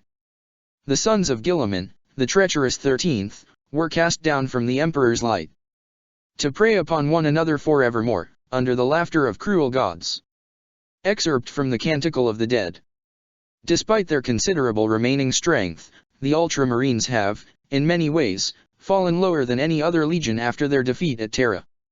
While individuals among them continue to enjoy the favor of the ruinous powers, the failure of the 13th has caused them as a legion to be abandoned by the very gods that once elevated them above the other traitors, cursed to suffer even more than the rest of the treacherous 9. The first sign of that displeasure occurred soon after the siege of Terra ended in the Ultramarines' shameful flight. As the iron cage around the ruined storm was being completed, the Ultramarines commanders gathered on Macrage to discuss a common attack in order to prevent Perturabo's jail from being completed. The warlords met in the mausoleum of Guilliman within the fortress of Hera, so that the Primarch's spirit might guide their decisions, and to ensure peace was preserved among the participants. However, just as the talks were about to begin, a fleet of Ultramarines vessels and daemon ships appeared in system, attacking the ships each chapter master had brought with him. At the head of the armada was the reborn Marius Gage, elevated to daemonhood and coming to destroy the corpse of the father who had left him to die. The Ultramarines who fought under him were similarly disappointed with their Primarch, and sought to free themselves and their brothers from the shackles of the past. The assault failed to ever reach Macrage's surface, but several of the Ultramarines' warlords were slain, and in the utter confusion that followed, it became clear that no one could unite the 13th now that its Primarch was lost to his sons. Some warlords chose to run, while others stood and fought, all on their own, refusing to take orders from others. Gage and his minions were pushed back and forced to flee, but at a far heavier cost than what was necessary. Blaming each other for their respective losses, the remaining lords separated on bitter terms, all hope of the Ultramarines coming together again forever shattered. Marius Gage, the sacrificed son. The name of Marius Gage is cursed both by loyalists for his part in the Shadow Crusade and Ultramarines for his actions since. Once, he was master of the 13th Legion's lauded first chapter, a commander of 10,000 Asteroutes, the best of the whole legion. Before Guilliman was reunited with his sons, it was Marius Gage that led the entire 13th, with all the skill that could be asked of a legion master. His loyalty to his Primarch was absolute, but when he was ordered to stay behind on Kelth and die so that Robout's plans could be accomplished, something broke within the sacrificed son. The warp took advantage of that weakness, and poured into his soul, reshaping him into a rabid madman by the time Angron and Lorgar reached Kelth. It was thought that Marius gave his life to unleash the ruin storm, and it appears that even he believed that the ritual that summoned the Daemon Prince Samus would destroy him, but the dark gods had other plans. For his part in unleashing the ruin storm, Marius Gage was elevated to the rank of Daemon Prince. His devotion to Guilliman turned into hatred, and when he finally emerged from the warp after the end of the heresy, he swore to destroy the heritage of his gene-sire. After his failed assault on Macrage 10,000 years ago, he retired to the world of Kelth, which he rules from orbit in his daemon ship, a space hulk named the Sorrowful Whale. Under him serve the Ultramarines who grow disillusioned with Guilliman and seek out a new master, as well as renegades from other legions who have fled into the ruin storm. These renegades come from other traitor legions, but also from those whom Primarch remained loyal to the Emperor, in a blasphemous echo of the very unity Guilliman's betrayal murdered. Gage still seeks to unite the Ultramarines under his command, believing that he is the worthy inheritor of Guilliman, as the only legion master left. To this end, he still thinks that he must destroy Guilliman's body, in order to crush any lingering hope among his brothers that their father will one day return, as well as to satiate his unholy thirst for vengeance. 1,000 years after the failed attempt of the chapter masters to reunite the Legion, word spread within the Ruin Storm that the Imperium was weakened.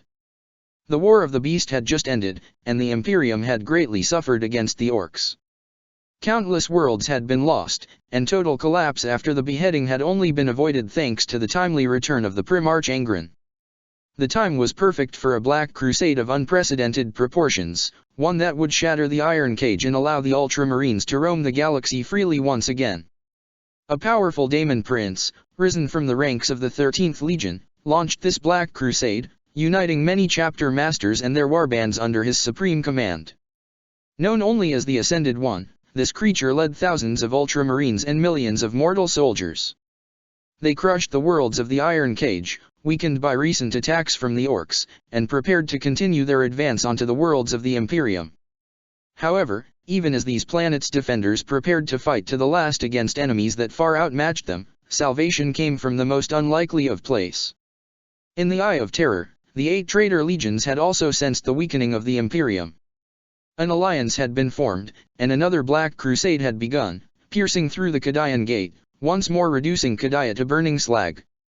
The newly inducted High Lords of Terra saw this resurgence of chaos, and feared that the Imperium had only survived the coming of the Beast to fall at the hands of the archenemy. However, the Crusade force from the Eye converged to the galactic east, straight to the Ruin Storm. Midst, the Imperium watched as the 2 Black Crusades destroyed each other. The traitor legions of the Eye remembered well how the Ultramarines had failed them during the Siege of Terra, when they had fled the battlefield as soon as their Primarch had died. They also remembered how Guilliman had sent so many of their brothers to die in order to weaken the defenses of the Sol system and thin the veil between realms, all for nothing in the end. To these treacherous souls, nothing had more importance than revenge, even the chance to destroy the Imperium in its hour of weakness. An entire sector of space served as the battlefield between the 2 Chaos Armadas, with hundreds of Imperial worlds burning in the crossfire. The Daemon Primarch Corax, leaving his Daemon world for the first time since the Heresy, fought against the Ascended One in single battle, and the 2 Daemon Princes destroyed each other's material form, banishing their spirits back to the Eye and the Ruin Storm. In the end, the Imperial armies came upon the remnants of the 2 hordes, and forced them back into their respective iron cages. The fortress worlds that had been destroyed were rebuilt, and the whole event came to be known as the Unborn Crusade. The last of the setbacks endured by the Ultramarines came from a source none could have predicted, perhaps not even the Dark Gods themselves. In the 8th century of the 41st millennium, several worlds of the Iron Cage were lost, not to the Ultramarines or their demonic allies, but to an outside force, the Hive Fleet Behemoth. While the Imperium has faced other breeds of Tyranids in the past, this particular hive was apparently drawn to something within the Ruin Storm, for as soon as it had devoured the worlds of the Iron Cage in its path, it entered the Warp Storm, never emerging again. From what we know, the bioships were scattered by the warp currents, and the hive mind was brutally destroyed by the storm, reducing most of the Tyranids to mindless beasts. Still, their numbers were such that when they reached Daemon worlds, the masters of the cursed planets had to use all their strength to defeat them. Many Ultramarines were lost to the Tyranids' fangs and claws, with even the home world of Macrage coming under attack by a force of Xenos led by the infamous Swarm Lord, who mutilated the Chaos Lord Marnus Kelgar, ruler of Macrage, before it was defeated by the intervention of one of the 4 Tetrarchs. It is highly unlikely that this most recent incident the 13th Legion has met was the result of the Dark God's displeasure. The Tyranids are protected from their reach by the hive mind, and its objectives, the consumption of all life within the galaxy, are at odds with the very continued existence of chaos. Still, the question remains, what could possibly have driven Behemoth to enter the Ruin Storm? The Tetrarchs. Before the Heresy, Tetrarch was the highest rank an Ultramarine could achieve, whose authority was second only to that of Guilliman himself. There were 4 Tetrarchs, each of them ruler of one of Ultramar's most prosperous worlds, tasked with its protection and management in order to supply the many resources required by the Great Crusade, weapons, ammunition, heavy armor, soldiers, and so on. When the arch-traitor prepared his betrayal, he recalled the Tetrarchs to his side, sparing them from the sacrifice that would create the Ruin Storm and trap the 12th and 17th Legions during most of the Heresy. Though the worlds they had ruled were no longer in any mortal's hands, the Tetrarchs conserved their positions of power in the 13th Legion. The four of them fought at their Primarch's side on Istvan V, and served him well during the rest of the heresy.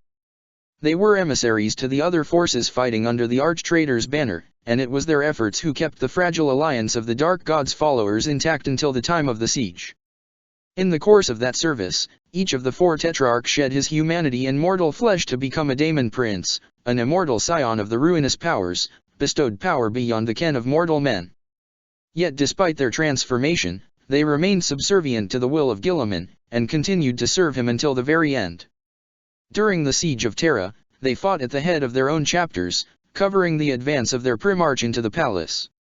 Accounts from the legionaries who were engaged with them at the moment of Guilliman's fall tell that they were banished into the warp at the exact moment the Emperor's sword slew his traitorous son.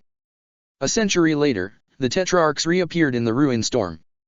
No longer leading others of their kind, but still respected and feared among the 13th Legion, they now wander through the 500 worlds and beyond, seemingly able to move through the Iron Cage at will, to the great frustration of the Iron Warriors and the Inquisition alike.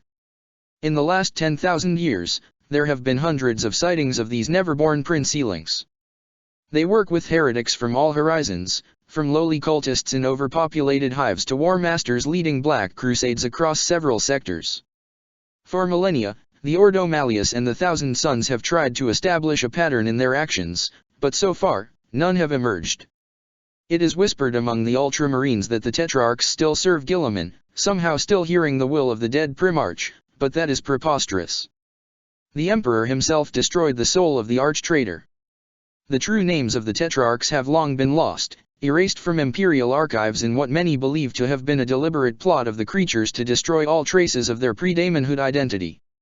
It is well known that the true name of a daemon is a powerful weapon against it, and in the case of daemon princes, the name the creature had when it was still mortal is that name.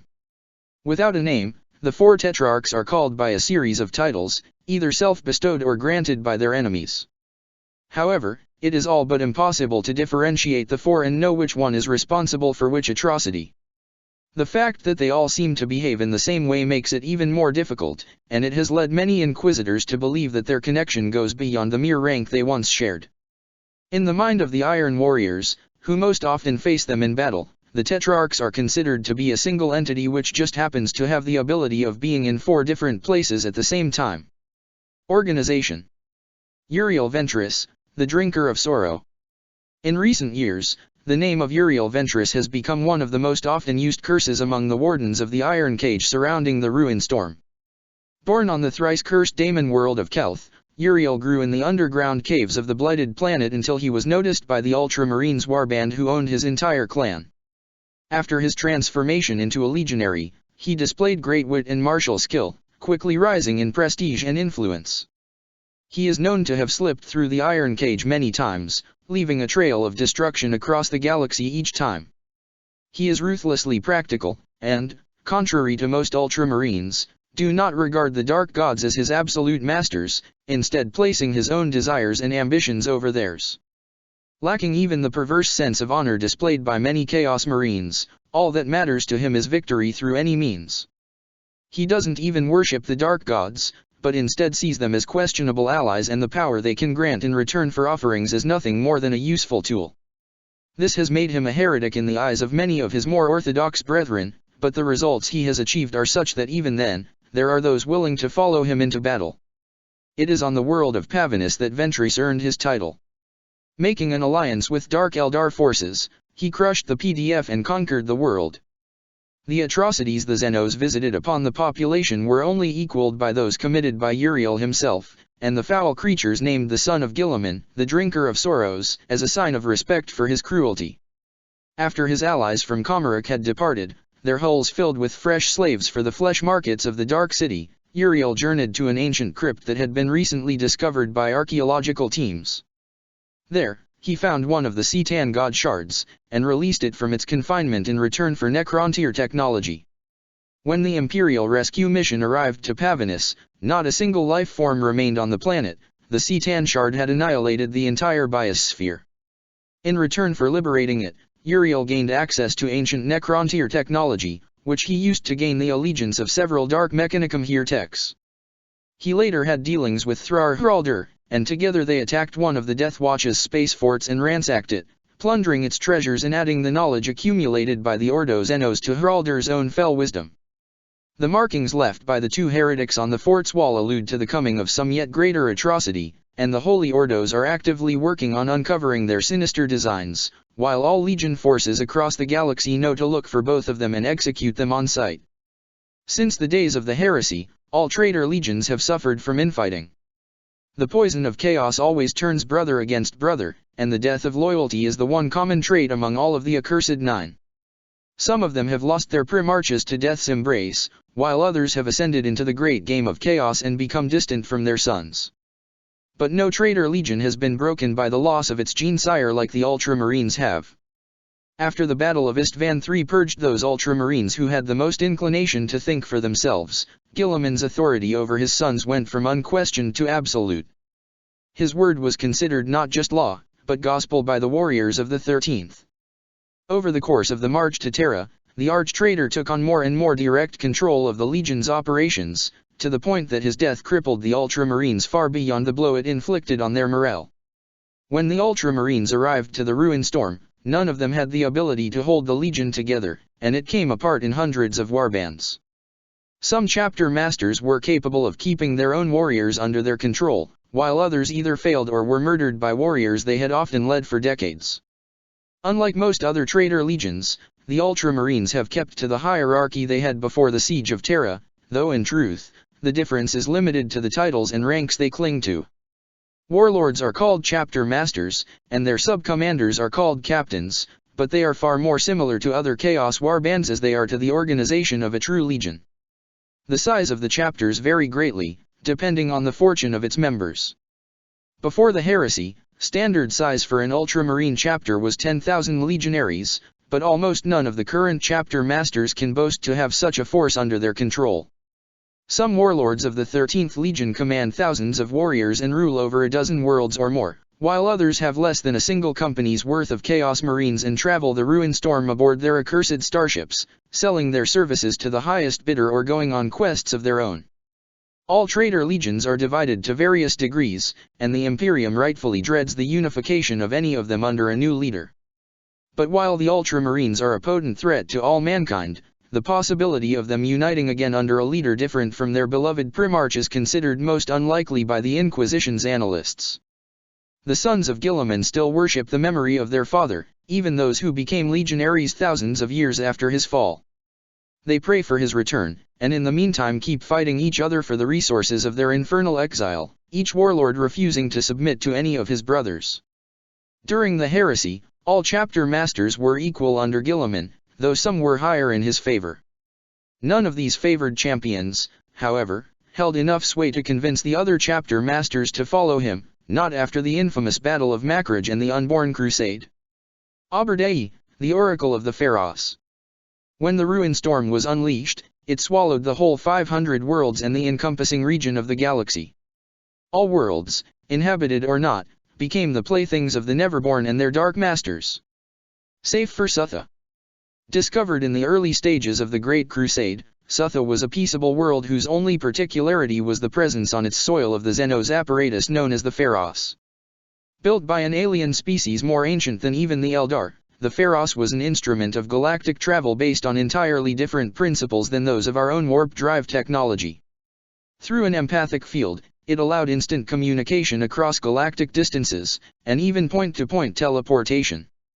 Those who lived for too long near it started to have strange dreams, visions of possible futures. When the planet was discovered, a team of Magos was sent to investigate, with a company of Iron Warriors to serve as escort and assist their work. Isolated from the galaxy, engrossed in their research of the Pharos wonders, they were still on the planet when the stars above them turned blood red. However, Sutha did not become another Daemon world. The Ruinstorm's influence was kept at bay, and the people of Sutha were protected from the madness of the warp. In response to the warp storm, a so far unknown propriety of the Pharos had activated, shielding the planet. Through the use of the device, the loyalists trapped on the planet discovered what had befallen the galaxy at large, and vowed that they would prevent the Pharos from falling into the hands of Guilliman and his treacherous ilk. The sons of Perturabo fortified the planet, with the help of the Magos and the farmers who had formed the bulk of Sutha's colonists thus far. For several decades, the defenders of Sutha prospered under the rule of the Iron Warriors. When the Ultramarines returned to the Ruin Storm in the Heresy's aftermath, however, many of them sought to claim the Pharos and dedicate it and the untouched planet to the ruinous powers. For years the Iron Warriors and their allies fought, cut off from any hope of reinforcement. Then one of the Tetrarch joined the forces gathered at the edge of the Pharos protective field, and reached out to a young native of Sutha called Aberdei. Driven mad by the combined effects of the Pharos and the whispers of the Daemon Prince, Aberdei ventured deep into the heart of the mountain housing the Xenos device, past the mapped regions of the labyrinth of caverns and passages. What happened in those depths is unknown, but it caused the collapse of the barrier. With the help of their demonic allies, the Ultramarines ransacked the planet, enslaving its people and inflicting hideous tortures upon the Iron Warriors. The Tetrarch led the assault on the Pharos itself, and performed a ritual that destroyed the ancient device and erected in its place a monument to Tzeentch, the architect of fate. Within it, he placed what remained of Aberdei. The energies of the war peeled the young man's mind, and, obeying the Tetrarch's last order before he disappeared once more, the Ultramarines inducted him into their ranks. Since that day, Aberdei has become known across the Ruin Storm as the Oracle of the Pharos. His exposition to both the device and the power of the Great Conspirator have granted him a powerful prophetic gift and psychic powers. He now wanders the 500 worlds with an escort of daemons of Tzeentch and followers, both Astaroths and cultists. Sometimes, he sells his services to another warlord, demanding strange payments, arcane tomes, favors, and other relics, and even sometimes fighting without demanding anything in return. On the few occasions he has taken parts in attacks on the worlds of the Iron Cage, his presence had enough of an impact for the Inquisition to grow an interest with him. He is on the list of priority targets of the 4th Legion around the Ruin Storm. Homeworld. Despite the horrendous destruction unleashed by Guilliman in his attempt to destroy the World Eaters and Word-Bearers, the 500 worlds still endure, after a fashion. Those not lost entirely to ravening hosts of daemons are coveted prizes in the endless wars between ultramarine warbands. All of these worlds are in a state of constant flux, with immense fortresses being raised and brought down through warpcraft and more mundane means in equal measure. Yet no ultramarine will deny that the true home world of the Legion remains Macrage, even 10,000 years after the heresy. The fact that the Ultramarines have retained control of their original home world while the other traitor legions have been forced to seek new ones in the Eye of Terror is yet another source of hatred between the sons of Guilliman and their former comrades. The 500 worlds are a catalogue of madness and corruption, but even among them, 3 planets stand out, both for their infamous history and the power they grant to the warlord who control them. First among these is Macrage, home world of the Legion. Billions of cultists live their short existences on this thrice-cursed world, serving the dark gods from the moment they are born to the instant their soul leaves their flesh. Macrage is covered in temples to the primordial annihilator in all its aspects, and almost every human, or creature whose genetic code is based upon the human form, at least, is affiliated to one of the temple. This affiliation is the only protection against the bands of cultists who roam the streets of the planet-wide metropolis in search of sacrificial victims. All temples wage endless wars against one another for the favor of the dark gods, with the occasional support of one of the Ultramarines garrisoned on the planet. Greatest of these temples is the Fortress of Hera, hosting the mausoleum within which lies the body of Robert Guilliman, preserved in stasis. The fortress is also the seat of power of the ruling Ultramarine warlord, from which he commands the many defenses of the planet and grants audiences to outworlders as well as his own subjects. While there is a veneer of order on Macrage, Caltha's surface is an eternal battlefield. Hundreds of warbands and daemon armies wander the desolation left behind by the Ruinstorm's birth, fighting everything that crosses their path. This endless battle is what fuels the power of Caltha's ruler, the sacrificed son, Marius Gage, who watches over his domain from a tower raised in the place where he made his stand against Angron and Lorgar 10,000 years ago. In Caltha's underground, entire cities remain, populated by humans, mutants, and other, less recognizable creatures. These archaeologies are mostly left alone by the warring factions, a tacit accord that allows all groups to recruit cannon fodder from them. Surprisingly, these underground cities are ruled over by mortal warlords, not their Astaroth's superiors. A few Ultramarines live in Caltha's underworld, banished from their chapters for various offenses, but they remain in hiding, careful not to draw the attention of a Chaos Lord visiting from the surface. In orbit, the wreckage of the Battle of Calth and the many more confrontations that took place in the early years after the heresy have combined with severe demonic infestation to make navigation a nightmare.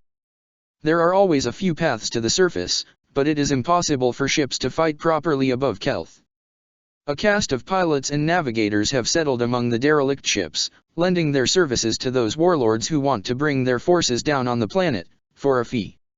Last of the Ruinstorm's jewels, Armatura was once a war world, a miracle of productivity and logistics that supplied most ultramarine chapters with recruits and materiel. It is now the domain of the Dark Mechanicum Heretics, who perform blasphemous experiments, seeking to fuse flesh, metal, and the power of the warp. The daemon engines of Armatura are highly prized among the chapters, and they will pay whatever price the Dark Magos demand to obtain them, as long as a handful of Magos are added to the bargain to maintain and control the infernal creations. All warbands respect the planet's independence, some out of genuine respect, most because of the enormous orbital defenses and armies dedicated to preserving the planets from the clutches of greedy Chaos Lords. There are several forge cities on the planet, each under the control of the Dark Mechanicum equivalent of an Archmagos. Though they are divided by theological feuds and rivalries, they invariably put aside their differences every time their world is threatened. Marnus Calgar, the Lord of Macrage. The throne of Macrage is ever contested by various Chaos Lords, and it is rare for any to sit upon it for long. Yet as has been more than 100 years than Chapter Master Marnus Calgar has seized the position from his predecessor's cold dead hands, and despite many attempts, no challenger has succeeded in replacing him. Gifted with an uncanny grasp on tactics, he is also a master politician, keeping the various factions of Macrage at each other's throat in order to prevent the rise of any capable of truly challenging his power. As the wearer of the fabled gauntlets of Ultramar, he is a powerful warrior, carrying with him the remnants of the Dark God's blessings upon the arch-traitor. When a tendril of Hive Fleet behemoth reached Macrage, it was Calgar who led the defense of the Ultramarines' home world. He fought against the Swarm Lord in single combat, and though he was able to injure the creature, it proved to be his superior, and left him maimed and on the verge of death. In a surprising turn of events, the crippled Chaos Lord wasn't killed by his followers, but instead brought to his heretics and apothecaries, who healed his wounds and replaced what he had lost with corrupt cybernetics. Now harder to kill than ever, and with his hold on Macrage secured by his ultimate victory against the Tyranids, Marnus has started to turn his gaze outward, to the rest of the 500 worlds, and perhaps even beyond the walls of the Iron Cage. Beliefs. Codex Chautica.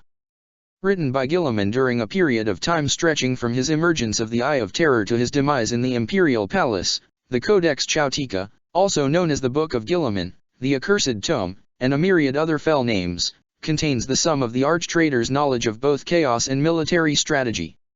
It is both a religious text, describing the nature of the dark gods, the daemons that serve them, and a tactical manual used by the 13th Legion.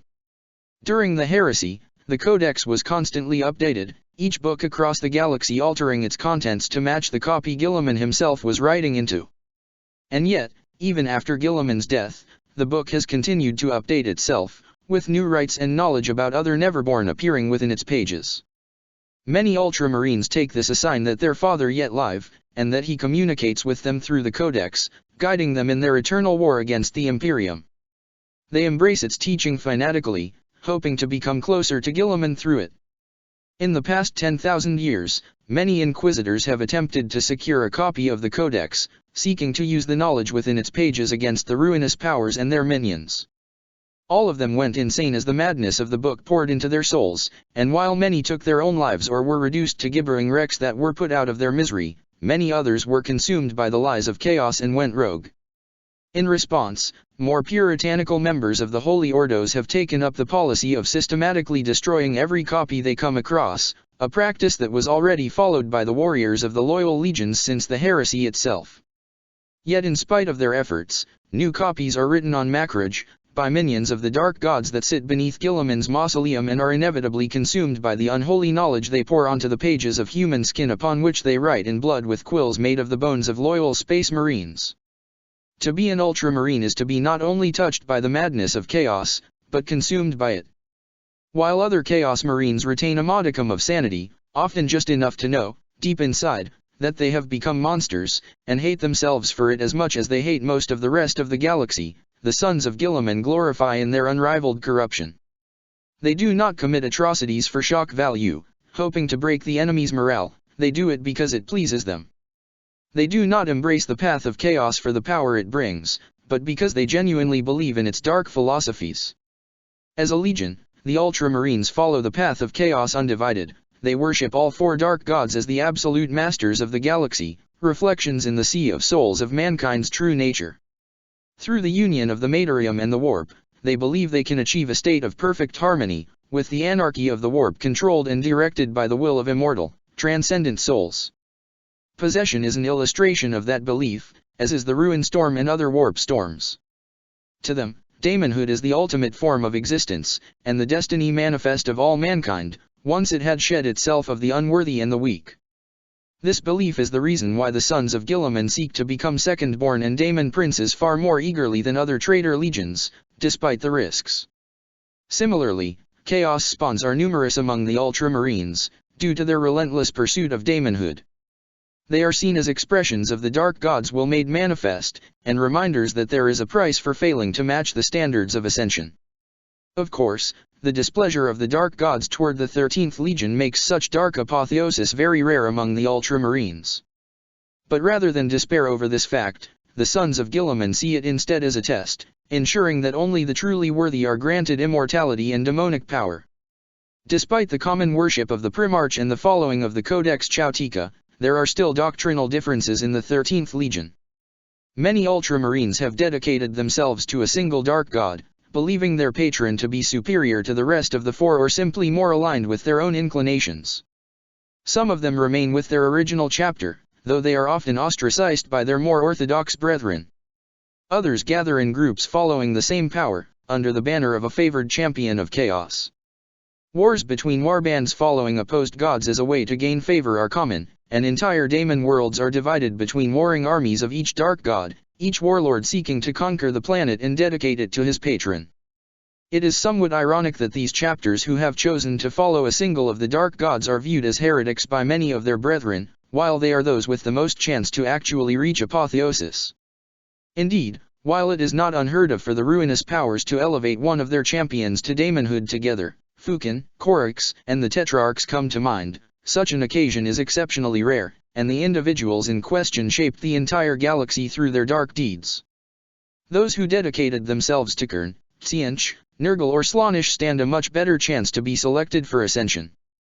Of course, given the length of the odds involved and the sanity of both the dark gods and their worshippers, the very concept of chance holds little sway in the dealings of chaos. As was stated before, all Ultramarines have the deepest respect and love for their father, even those who were created long after Guilliman's death at the God Emperor's blade.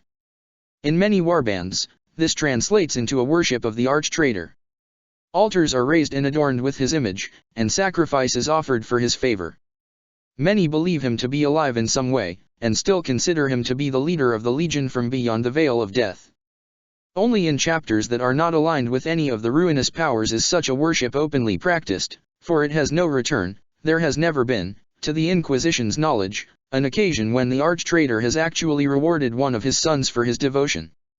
And yet, even after 10,000 years of silence, there are still Ultramarines who pray for the blessing of Roboutian Guilliman, whose treacherous blood runs in their tainted veins. Combat doctrine. Corrupt their hearts with the whispers of Slaanesh. Twist their minds with the secrets of Tzeentch. Poison their flesh with the plagues of Nurgle. Spill their blood with the strength of Kern. From the Codex Chautica, 8th chapter, 9th verse. As with their beliefs, Ultramarines chapters have varied approaches to warfare. Each warband has its own preferred methods, depending on its leader's skills, the resources at his disposal, and which aspect of chaos undivided its members follow. In many ways, the Ultramarines hold all of the strengths of the other traitor legions combined, but without the legion-wide favor of the dark gods, each of their facet is but a weaker copy of the traitor legion it desperately apes. Chapters dedicated to Kern will launch brutal, ruthless assaults on their enemies, heedless of the cost, offering their own blood and that of the enemy to render the veil and bring forth hordes of daemons of the Lord of Skulls. Those who have been welcomed into Nurgle's embrace spread out contagion and decay before them, bringing thousands of diseased slaves and hurling them at the enemy so that their deaths will infect the foe. Warbands led by servants of Tsianch use deceit, treachery, and foul magics to turn their enemies against one another before striking the killing blow. As for the chapters aligned with Slaanesh, their warlords delight in the choreography of war, and surprisingly prove to be some of the most tactically minded of the Dark Prince's disciples, their mutated brains rewarding master strokes with chemically induced pleasure. Most dangerous are those chapters who do not follow any particular dark god, but the primordial annihilator as a whole. Less consumed by the rivalry that allegiance to any of the four breeds, they can act with more cohesion on the battlefield. While their individual warriors may lack the unholy strength granted by a dark god's blessing, they make up for it with an abundance of possessed marines and dark mechanicum constructs. The Ultramarines fight most of their battles against each other or the Neverborn armies that populate many of the 500 worlds. The complete anarchy of these conflicts has trained them to be supremely adaptable, for there is no telling what manner of foe they might fight next. While they rely on the Codex Chautica for their esoteric and tactical lore, the sheer amount of tactics that have been added to it over 10,000 years more than makes up for the lack of innovative thought displayed by many sons of Guilliman. On the battlefield, their leaders act less like strategists and more like cogitators, following a succession of instructions written in their holy book without understanding the meaning behind each action. It isn't rare for a Chaos Lord to misinterpret an instruction, though, and the results are often catastrophic for the warband, though on at least one occasion, such a mistake instead ended up winning the day for Chaos against Imperial forces.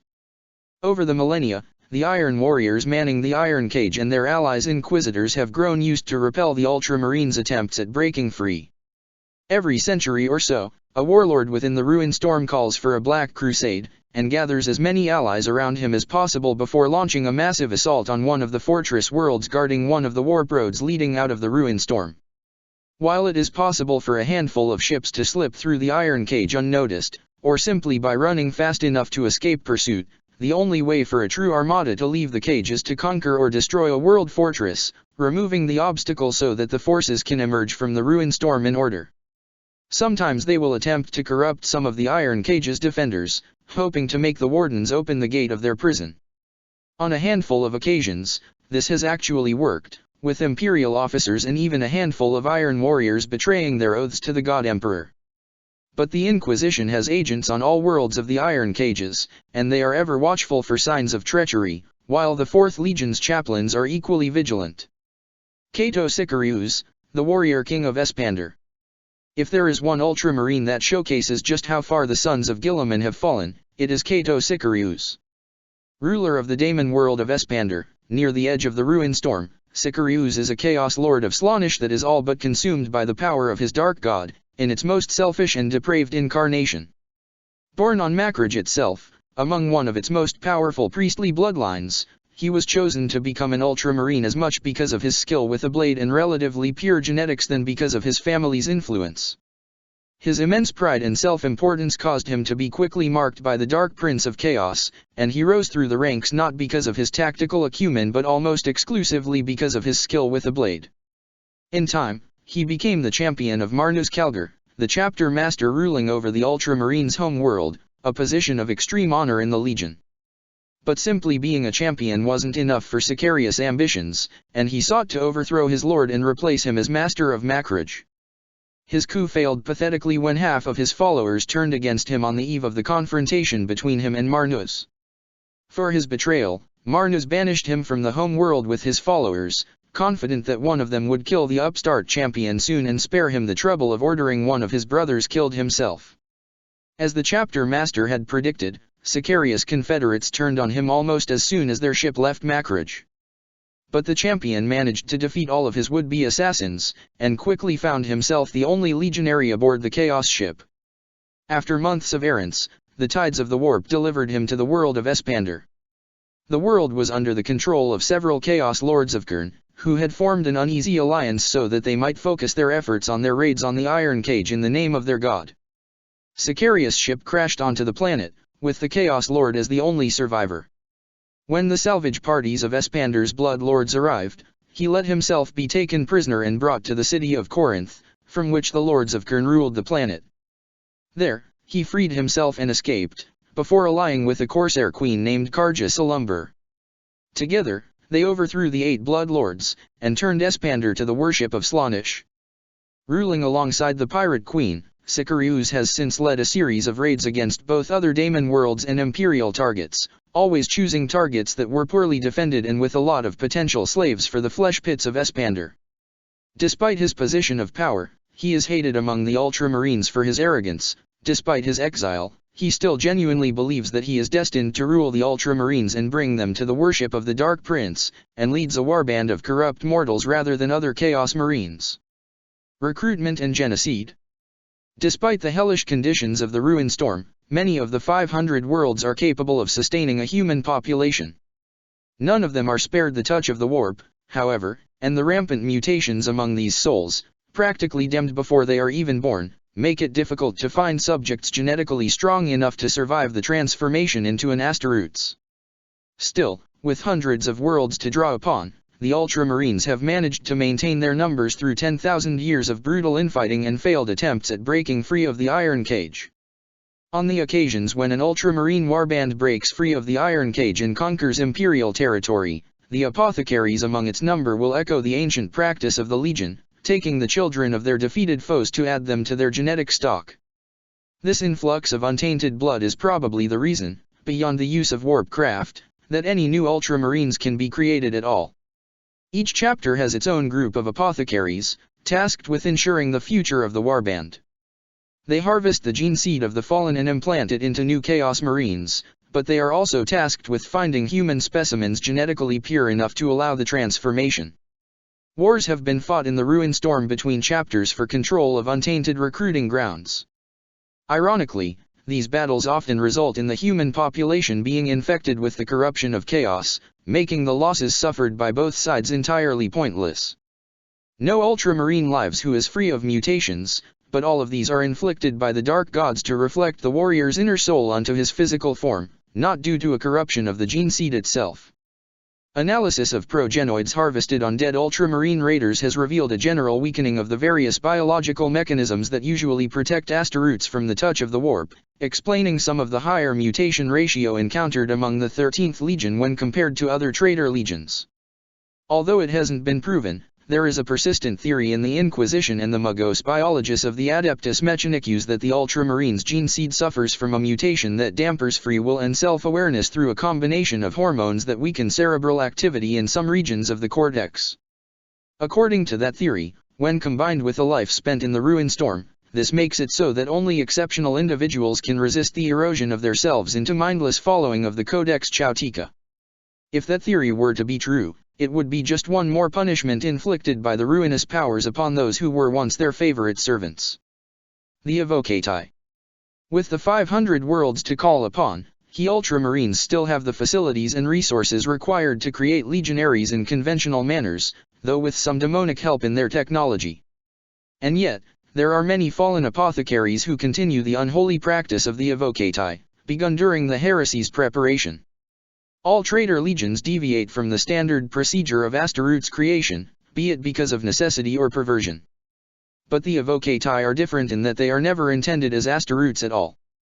Among the chapters of the 13th Legion, those of them who retain their awareness are seen as second-class warriors, forever beneath the better-born legionaries. As for those who are wholly consumed by their bestial nature, they are regarded as no different from battle servitors and other pieces of equipment. Some Evocati are the fruit of blasphemous union of gene seed and Xenos essence, while others have their bodies almost entirely replaced by dark mechanicum zogmatics. There is some of Gilliman's genetic legacy in all of them, but it is diluted. One progenoid gland, normally used to create one space marine, can be used to create a dozen of these thinbloods, as they are also sometimes called among the Ultramarines. Despite the contempt most Ultramarines have for the Evocati, many warlords make use of them, either as support for their true warriors, or to fill up their ranks after a string of defeats. Warcry. The Ultramarines don't have a common war cry any longer. One of those which are used across several warband is, for the Primarch and the Dark Gods, as is, Death and Ruin, in a twisted parody of the Legion's original war cry, Courage and Honor. But as the level of loyalty to the Pantheon and the arch-traitor changes, so do the war cries employed. Many ultramarines have been reported to simply laugh insanely as they charge enemy lines, their vox speakers amplifying the sound into a cacophony that can terrify even the bravest mortal man as his soul is faced with the very manifestation of warp-induced madness. Other times, they broadcast the names and titles of their leader, seeking to increase the warband's reputation among the Imperium, and through it, its standing in the eyes of the dark gods. Warriors who seek glory for themselves will shout their own names, while others sing unholy hymns of praise to their demonic masters, listing the name of their patrons so that their victims know to whom their souls will go. Such is the corruption of the ultramarines that merely listening to them can, and has many times in the past, drive someone into heresy. The foulness of the Chaos Marine's soul is rumored to overspill from their physical presence, tainting all those who establish contact with them, even if that contact is limited to hearing their insane braying. To counter this, the Iron Warriors have installed powerful speakers of their own on their garrison worlds around the ruined storm, and all human soldiers are required to wear ear protectors whenever faced with the treacherous sons of Guilliman. I am alive. My body is frozen, suspended out of time in the moment before my hearts beat their last. My soul lies forever on the threshold of death, halfway between the world of flesh and blood and the realm of thoughts and beliefs. The pain of my wounds fills my every cell, its intensity never fading for one moment. And yet, despite this unending torment, I am alive. Though my eyes are blind, I see the galaxy with a god's sight. The souls of those who carry my blood within them are candles in the vast darkness of space, and I watch them as I try to ignore the agony of my broken body. They have grown weak in my absence, even weaker than they were when they failed me all this time ago. They think me dead, and they pray for my resurrection, blind to the truth that is exposed before them. I am alive. My loyal tetrarchs walk in the shadows of reality and unreality alike, listening to my silent voice and doing my will. They seek out these few among my sons who are yet worthy, and guide them down the path of greatness. They hunt down those who stand in the path of my return, and usher in their downfall. The Imperium thinks me dead, but my father on his throne knows. I am alive. The thorns I left in the Imperium's side heed my call in their sleep, and plot to bring its corrupt edifice down from within. Many have fallen prey to my father's hounds, but those who remain are strong, stronger than most of my failed sons will ever be. They hide in the deepest shadows and wield the knowledge and power I bestowed upon their forebears millennia ago. Despite believing me gone, they still hold true to their predecessor's oath, and for that they shall be rewarded. I am alive. My treacherous son seeks to replace me still, gathering under his banner the foolish and the deluded, hoping to reclaim the power and glory he once possessed. He believes himself to be chosen by the dark gods, that it is his destiny to claim the throne that is rightfully mine. But he is only a punishment, an obstacle placed in my way for me to surpass. He is not my heir, he cannot be my heir. I am alive. My brothers in the eye play out their parts in the great game, blinded by their own petty quests to the ultimate prize. They have become strong, but I cannot allow them to become too strong for me to control, and I silently guide others to oppose them and their sons. Despite all their power and knowledge, they too think me dead and curse my name, but they are wrong. I am alive. The Prince Ealing of Shadows slithers in the dark places, still fooling himself into believing he is the gods chosen, while deaf to their laughter. Still he covets my crown, seeks to reclaim the mantle I took from him long ago. He does not realize that he was never anything more than a placeholder, a vessel for a power that is now mine. His designs are obscured from my sight, but he alone knows. I am alive. My will spreads out across time and space, reaching out to those who are worthy of serving me. This time, I will not repeat my mistake. I will not gather all that I can to me, hoping to overcome my foes with mere numbers. Each of my pawns shall be a king in his own right, and they shall lead their armies in my name. For I will rise from my throne. I will rise, and finish what I started. I am alive. Check the description for the links to the author.